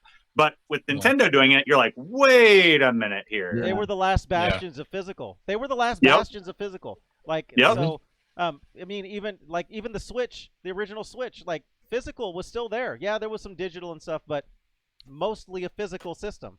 So, Yes. yeah, Wii U, all of those, mostly you could still download, Xbox 360, mostly a physical system. But that's where it stopped. Like once we started getting like into PlayStation 4 and 5, it's more and Switch 2 now, it's more shifting digital. Like PlayStation 5 is a perfect example because they're selling you versions, like their default version is no disc drive.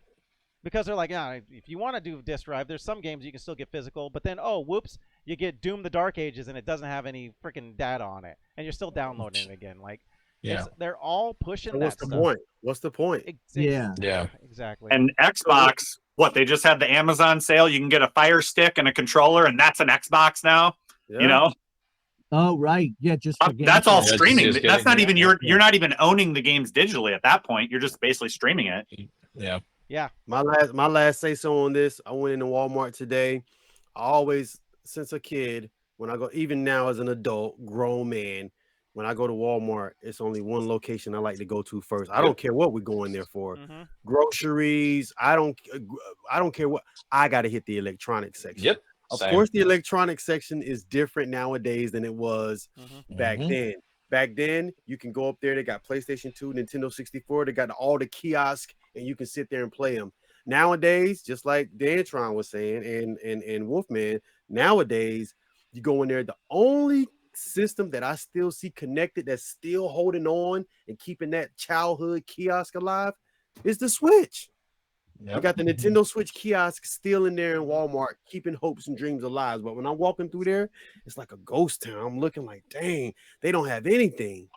It's slim pickings in there, bro. Yep. I went to Target today with my daughter, who was buying some kitchen stuff because she's gonna be moving on in another year and a half. So she buys things every once in a while. Every payday, she'll pick up some like kitchen stuff or whatever just to start building her. So she's not. So we're there. The first thing I did was like, I'm going to electronics. I was at Target.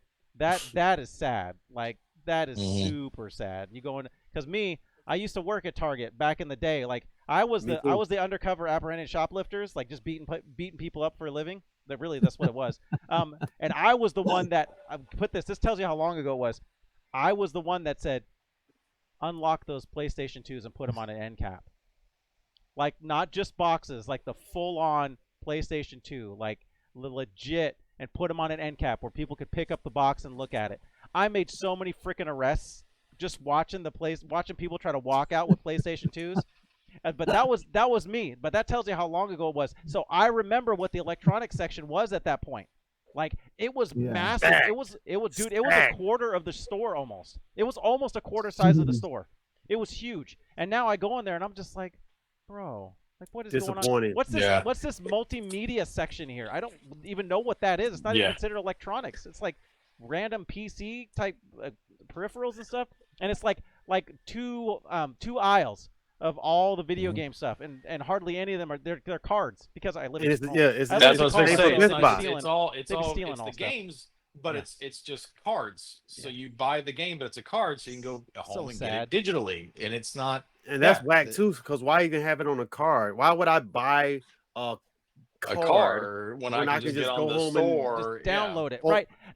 But that's what I'm saying. Retro Resurgence. That's why I look at that stuff and I go, nope, all done, and I go right to some retro store and I'll buy something. Like, oh, what's this? All right, cool, we can do that. Yep. We'll do this one too. That's on my list. All right, let's go. Let's start looking on eBay and just start watching stuff. So it's like, oh, then they give me an offer, and it's like, they gave me a 25% off offer, and I'm just like, that's a good price, and I go, let me counter offer even less. Oh, they took it. Cool. I'd rather do that than just get straight up digital stuff. Because guess what? I'll stick that light gun for my Dreamcast right up on the shelf and just look at it, looking all sexy, and then I'll pull it off and I'll play with it and I'll stick it right back. Whereas digital, it's like just gone, just money's gone. So or like what I was talking with Wolfman today and stuff. I'll pay more for physical because I was going through. I got an alert saying this is make sure you check out your PlayStation July summer sale, 75% off and everything. And some I just filtered it, A through Z. And I'm just going through and just looking at what games are there. And I mean, we got to it was the Castlevania arcade collection or whatever. Yep. It was 70%. It was $8, and it's normally right now it's a $20 game. And I told Wolf, I was like, I'll pay 20 because he showed me the physical copy of it, and I said I'll pay $20 for a physical copy before I pay $8 for a digital. So because I play it later. Because I can play it later. Exactly. So Wales, you got that Mega K behind you. Wolfman, I see yours. Dantron, I see yours, and I know you got some good stuff in the background as well in game. So right there, I see yours right there, Dantron. So tell me, all those digital, the whole PlayStation 1 library, the whole PlayStation 2 library, PlayStation 3, you got the entire GameCube library, all those consoles you got digitally in those machines. You don't like that? No, I do. And my wife hates the fact that I'm going and buying them physical copies, but I do that because I want to preserve that. It's not the same. It's not. Wolfman's going to tell you, and I'm going to let you say it. I've seen it. Wolfman collection is ridiculous. But it's playing the game is not the same. Even for me, I'm the controller whore. So I'm the one that goes in and gets the emulation controllers I like the regular controllers to work in the emulation. I've spent tons of time making that kind of stuff work. That's in my wheelhouse. Just because if I'm gonna play a game, I have to play it with the actual controller.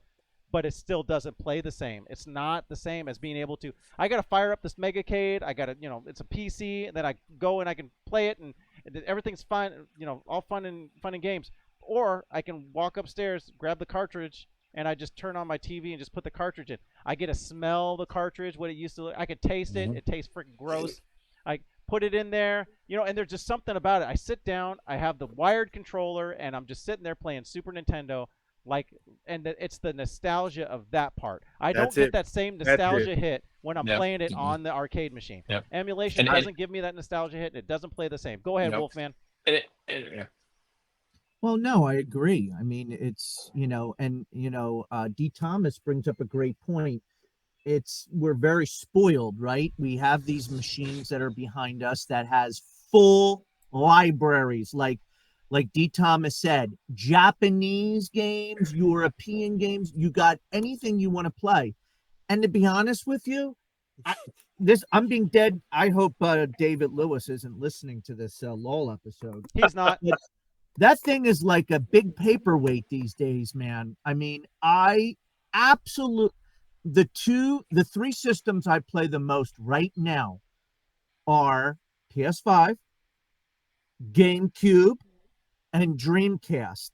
And mostly because I listen to Dan, I want to start preserving my systems, but I also have the actual systems plugged into the TV down here, and nothing beats going into like your closet right there, D. Thomas, going to the Dreamcast section, thumbing through the games, opening up, looking at the art book, any inserts that were in there, popping the disc in, hearing the startup sound, and having the actual gameplay. Because I don't care what anybody tells me, there is a difference. I don't know if it's a second, if it's a half second.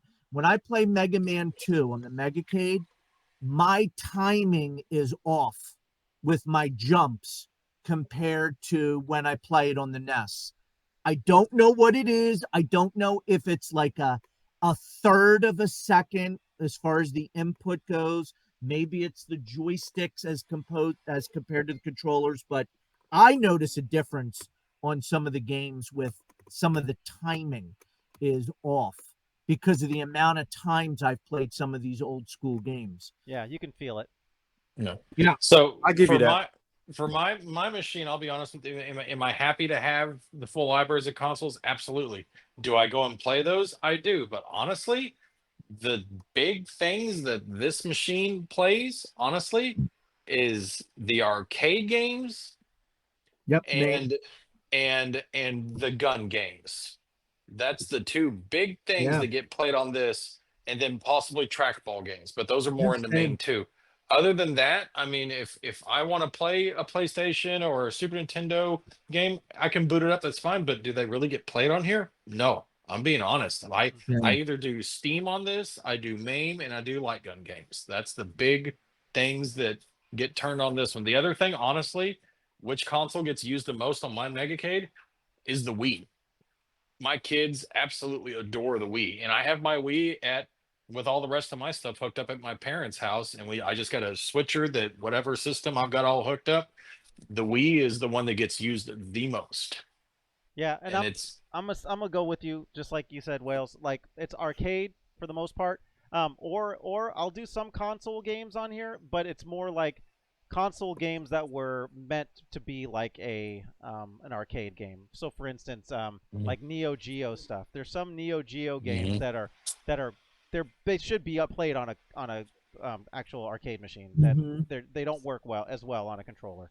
Um, so but those are few and far between. Like you won't catch me playing Super Nintendo or like Genesis or anything. It'll be some other oddball like Atari Jaguar that I don't own or something.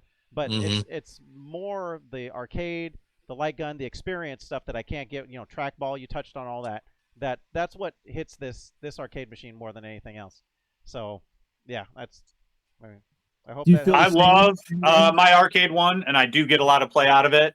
But there is nothing like watching a Dantron Daily Retro Short. When he pulls open that case, you see this Neo Geo cartridge, and he plugs it into his Neo Geo. VHS. Nothing like it. So yes, absolutely love this. Play the crap out of it. Good time. Play my PlayStation 5, my Nintendo Switch, my Xbox, my GameCube.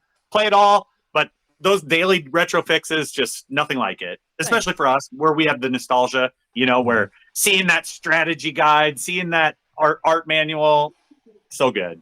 Yeah, he's low key a nostalgia dope dealer because that's all he's hitting you with in the vein. Nostalgia dope, right in the vein, bro. Yeah, I like it. If you guys notice too, I usually will mute most of the sounds of the games and all that, but I never mute the sound of opening up the cases and putting them into the actual system. Yep. Because it's the sound of the cartridge or the disc or something, like the opening of the top. I give some of that sound back just because that's the stuff, the nostalgia part of the whole experience. It's the whole experience that I just enjoy it, and there's so many good games out there that don't get enough love, and I'm like, I already got these games, and you guys know the real reason why I started doing those shorts anyways. So it's just it's just a something that's kind of important to me, and so I enjoy doing it, and it's nice to hear that some people like it, so that's cool. Yeah, all the resellers love it. You're driving up the prices of all those games. I know. Start going, look for Ultraverse Prime. Not with my small subs. Not anymore. It was $5 the other day. Yeah. Daily Retro Fix, $4.50 now. Oh my gosh. Yeah, it's gone down. Everything gets cheaper now. Cheaper. Anyways, anybody else got anything to say? We're getting a little bit long, but I wanted to I think this was a great conversation. We had so much fun here. Anybody? No, we're good. No, I think we Take us home. All right. Well, again, thanks to everybody that decided, all 6 of you, to watch this with us. We're going to do the live stream. So I want to first and foremost say thank you to my brother from another mother, Wolfman. Again, I appreciate you. I say this every time, but I wouldn't be doing this if it wasn't for you. So this is one of those things I don't like sitting there and talking to myself, right? Everybody knows multiplayer. I don't like playing with myself.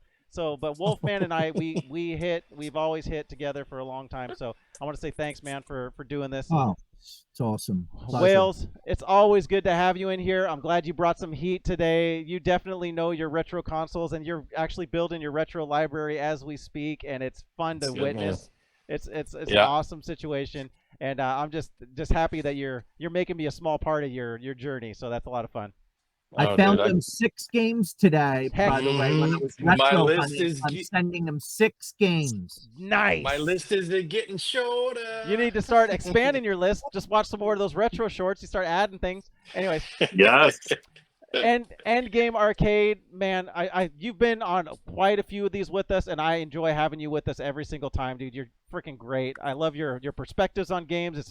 It's totally something that's it goes along with us, but you always bring it a little bit different, and that's what I really appreciate about you, because you're the one that will really kick on like the Metal Gears and the Mass Effects and stuff, where that's not necessarily in my wheelhouse, but I appreciate that you feel comfortable enough to actually come on here with us and speak your mind, and it's just great to have you. You have a great YouTube channel that's always growing. You guys check him out. Make sure you sign up and hit that subscribe for him. And hit that notification bell on his stuff, because he's always putting stuff out. You never know. You never know when he's going to put out something else on Spleed Storms, and he's like, hey, get on here now and get this cheap. He's so cool about doing that kind of stuff. He doesn't have to do it. He does it just for you guys. So I just wanted to take a moment to Yep. And huge wealth of Oh, yeah. knowledge, right? I mean, Yep. Endgame is super knowledgeable with all this stuff. He knows his stuff backwards and forwards. And if you ever watched any of his stuff on YouTube, he's got this seductive voice when he does his YouTube. He like draws you in like the sirens of Greek mythology. Stop. yeah. Wow. I agree. I was, as Wolf was saying, I'm thinking like, yep, he's right. Cause yeah, man, your energy is so different. Yeah.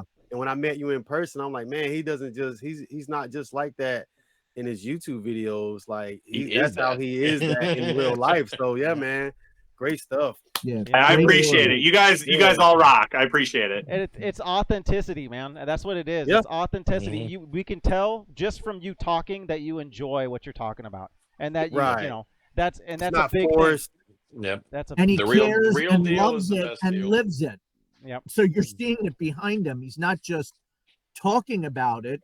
He owns the stuff. He loves it. He plays it. And I think that's why we all get along so well, is because we have this passion, this hobby that we so much enjoy.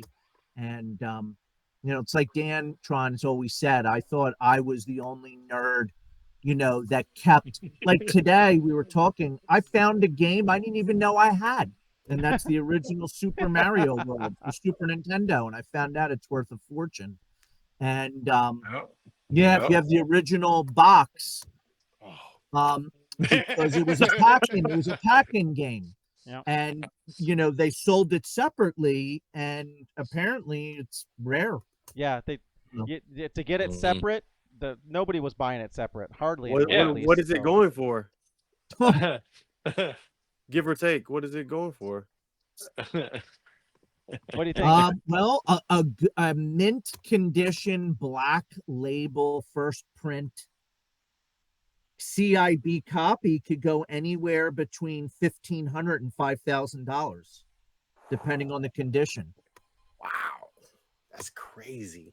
Yeah. See, the funny thing is, I remember going and walking past and seeing it on the sale. I'm like, why the hell are you selling? It came with everybody got the game when you bought. Like, why would you need to buy it? So here we are, Now 30 here we are, something yeah. years later. It was $30 back then. It was 30.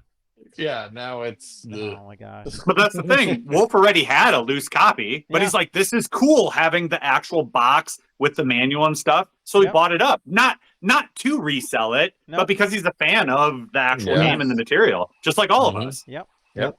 Exactly. And then last but not least, in the dessert position, D. Thomas from NC. You guys, anybody that's watching this should know him. Make sure you check out his YouTube channel. He's always doing some great live streams. He's got some podcasts. He's got some unboxing videos. I remember you haven't done them for a little bit, throwing stuff to the side. But I used to watch you his to open more with unboxing the videos. sword. I still remember one of my favorites is him unboxing some shoes. They were the Wile E. Coyote shoe set. I still remember. So he has a ton of content. And he's again just like Endgame, authentic as heck. Like you get DT. This is DT. This is the way that he is. I was lucky enough to meet him and talk to him. This is the DT. Like there's a reason why people like him. So he has tons of content. Like I said, with his Megacade. He's got his Retrocade. He's doing stuff with Sharkade. He's got pinball going on. He's got just everything you could possibly want under the sun. Just check him out. Check out his channel. Just subscribe so you can come back to it at some point. Make sure you hit that notification bell for him as well, because he's putting stuff out multiple days a week. It's Thursdays. He's doing his podcast now. He's going to be he does live streams on Fridays. And then if you're special, he'll just pop in every once in a while at other weird times of the week. And I'm just like, oh, what DT's on? Let's go check this out. But he's always throwing out extra content. So DT, thanks for taking time out of your busy schedule, just like everybody else here, to hang out. And I appreciate it. just a quick word, and this might be biased because I'm friends with DT, but I mean, the reason why DT is doing as well as he is, and he's extremely popular, and it's just his channel just grows by leaps and bounds all the time, is because what you see is what you get right here, right? Not only is he a cool, authentic guy, but he is a gamer at heart. He loves games. He loves what he's talking about, and it shows, and he's personable and entertaining, and all of his stuff is awesome. Hey, there's Wales and me. But go check him out, like Dantron said. I mean, Appreciate that, guys. I really do. stuff. Thanks for having me on, man. It's a pleasure. It's a blessing to be able to talk with you guys. And it blows my mind to think that in 2020, none of us knew each other, and I can call on you guys like brothers and like cousins, like, yo, what's up, man? And we can just nerd out on games. That's dope. So if anything, man, that's been worth it in its own right. You know what I mean? Yeah, Absolutely. no doubt. I do. Absolutely. And All right. Dantron, What? well, you can't just end. Come on now. We gotta You're not popping Yeah. some Give you work. flowers, All bro. right, all right. So if you like this kind of content, you've seen I got lots of videos out there too. I do this podcast, the law episodes. I do my shorts. Right now I'm on kind of summer schedule. I don't know if it's going to extend, but I get you 3 shorts a week, Tuesday, Thursdays, and Saturdays. Those drop. So yeah, this is retro stuff. But if you feel like it, or even if you don't feel like it, just hit a subscribe if you feel the need, and I'm putting out crazy stuff from time to time. I go live on YouTube from time to time. I don't really have a schedule on that stuff. It's wherever I'm feeling it. And check him out on TikTok too. He's on I TikTok. got some TikTok happening. I got some Instagram that's there, and then my TikTok. That's right. Jeez. Yeah, it's getting bigger. But anyways, yeah, thanks guys. I appreciate it. Yeah, I don't do this for me. It's a little weird. I do my stuff because I think there are nerds out there like me that might like some of my content that I do, and I do it because I'm having fun, not for any other ulterior motive. But if you're into that stuff, then welcome to the party. Totally entertaining, knowledgeable, funny as all hell. I laugh every Oh my God, the time I see jokes. a short. I swear, and it just takes me back. And you're talking about Endgame, D. Thomas, and Dantron, just a wealth of knowledge, and all 3 of them are entertaining in their own way. I am subscribed to all 3 of their channels. They're all friends, and I love all their stuff. And pretty soon the guy that you're seeing in the upper left-hand corner is going to be putting out something. Wales is going to have He's his middle own on here, so show. Wales. Oh yeah, He's middle I'm on bottom this left. I'm one. bottom Oh, left okay, here, you're so- upper left on mine. Okay, so I was like, you're doing something. You're my upper left. It's like I knew so it. really the only oddball here is me, because I don't have shit. We love that you're odd, Wolfman. You stay Yeah. odd, dude. Yeah, Stay right. odd. He has the biggest collection in that I know. Seriously, Yeah. Physical he- collection. That's That all he dude, needs to when I have. say gaming museum, and DT has seen this firsthand, gaming museum, that gentleman. Dantron's Crazy. got a gaming museum Crazy. too. I got Yeah. some. Don't sleep on Dantron. I know he does. No, I've seen his game wise games is and you. shit. If I want a peripheral, I'm talking to that guy. This guy, because the fact that he can sit there and bust out a chainsaw and use it correctly and effectively in a game is freaking dope. The chubby. Like, we it's so good. Yeah. Peripheral episode. We've been Yeah, we've been talking sleeping about on that for one. years. We've been sleeping on that one. Just make me bust out my conga drums. Yeah. Yes. All right, you guys. Again, thanks for hanging out, and until next time, peace. Where is the? There it is. Boom.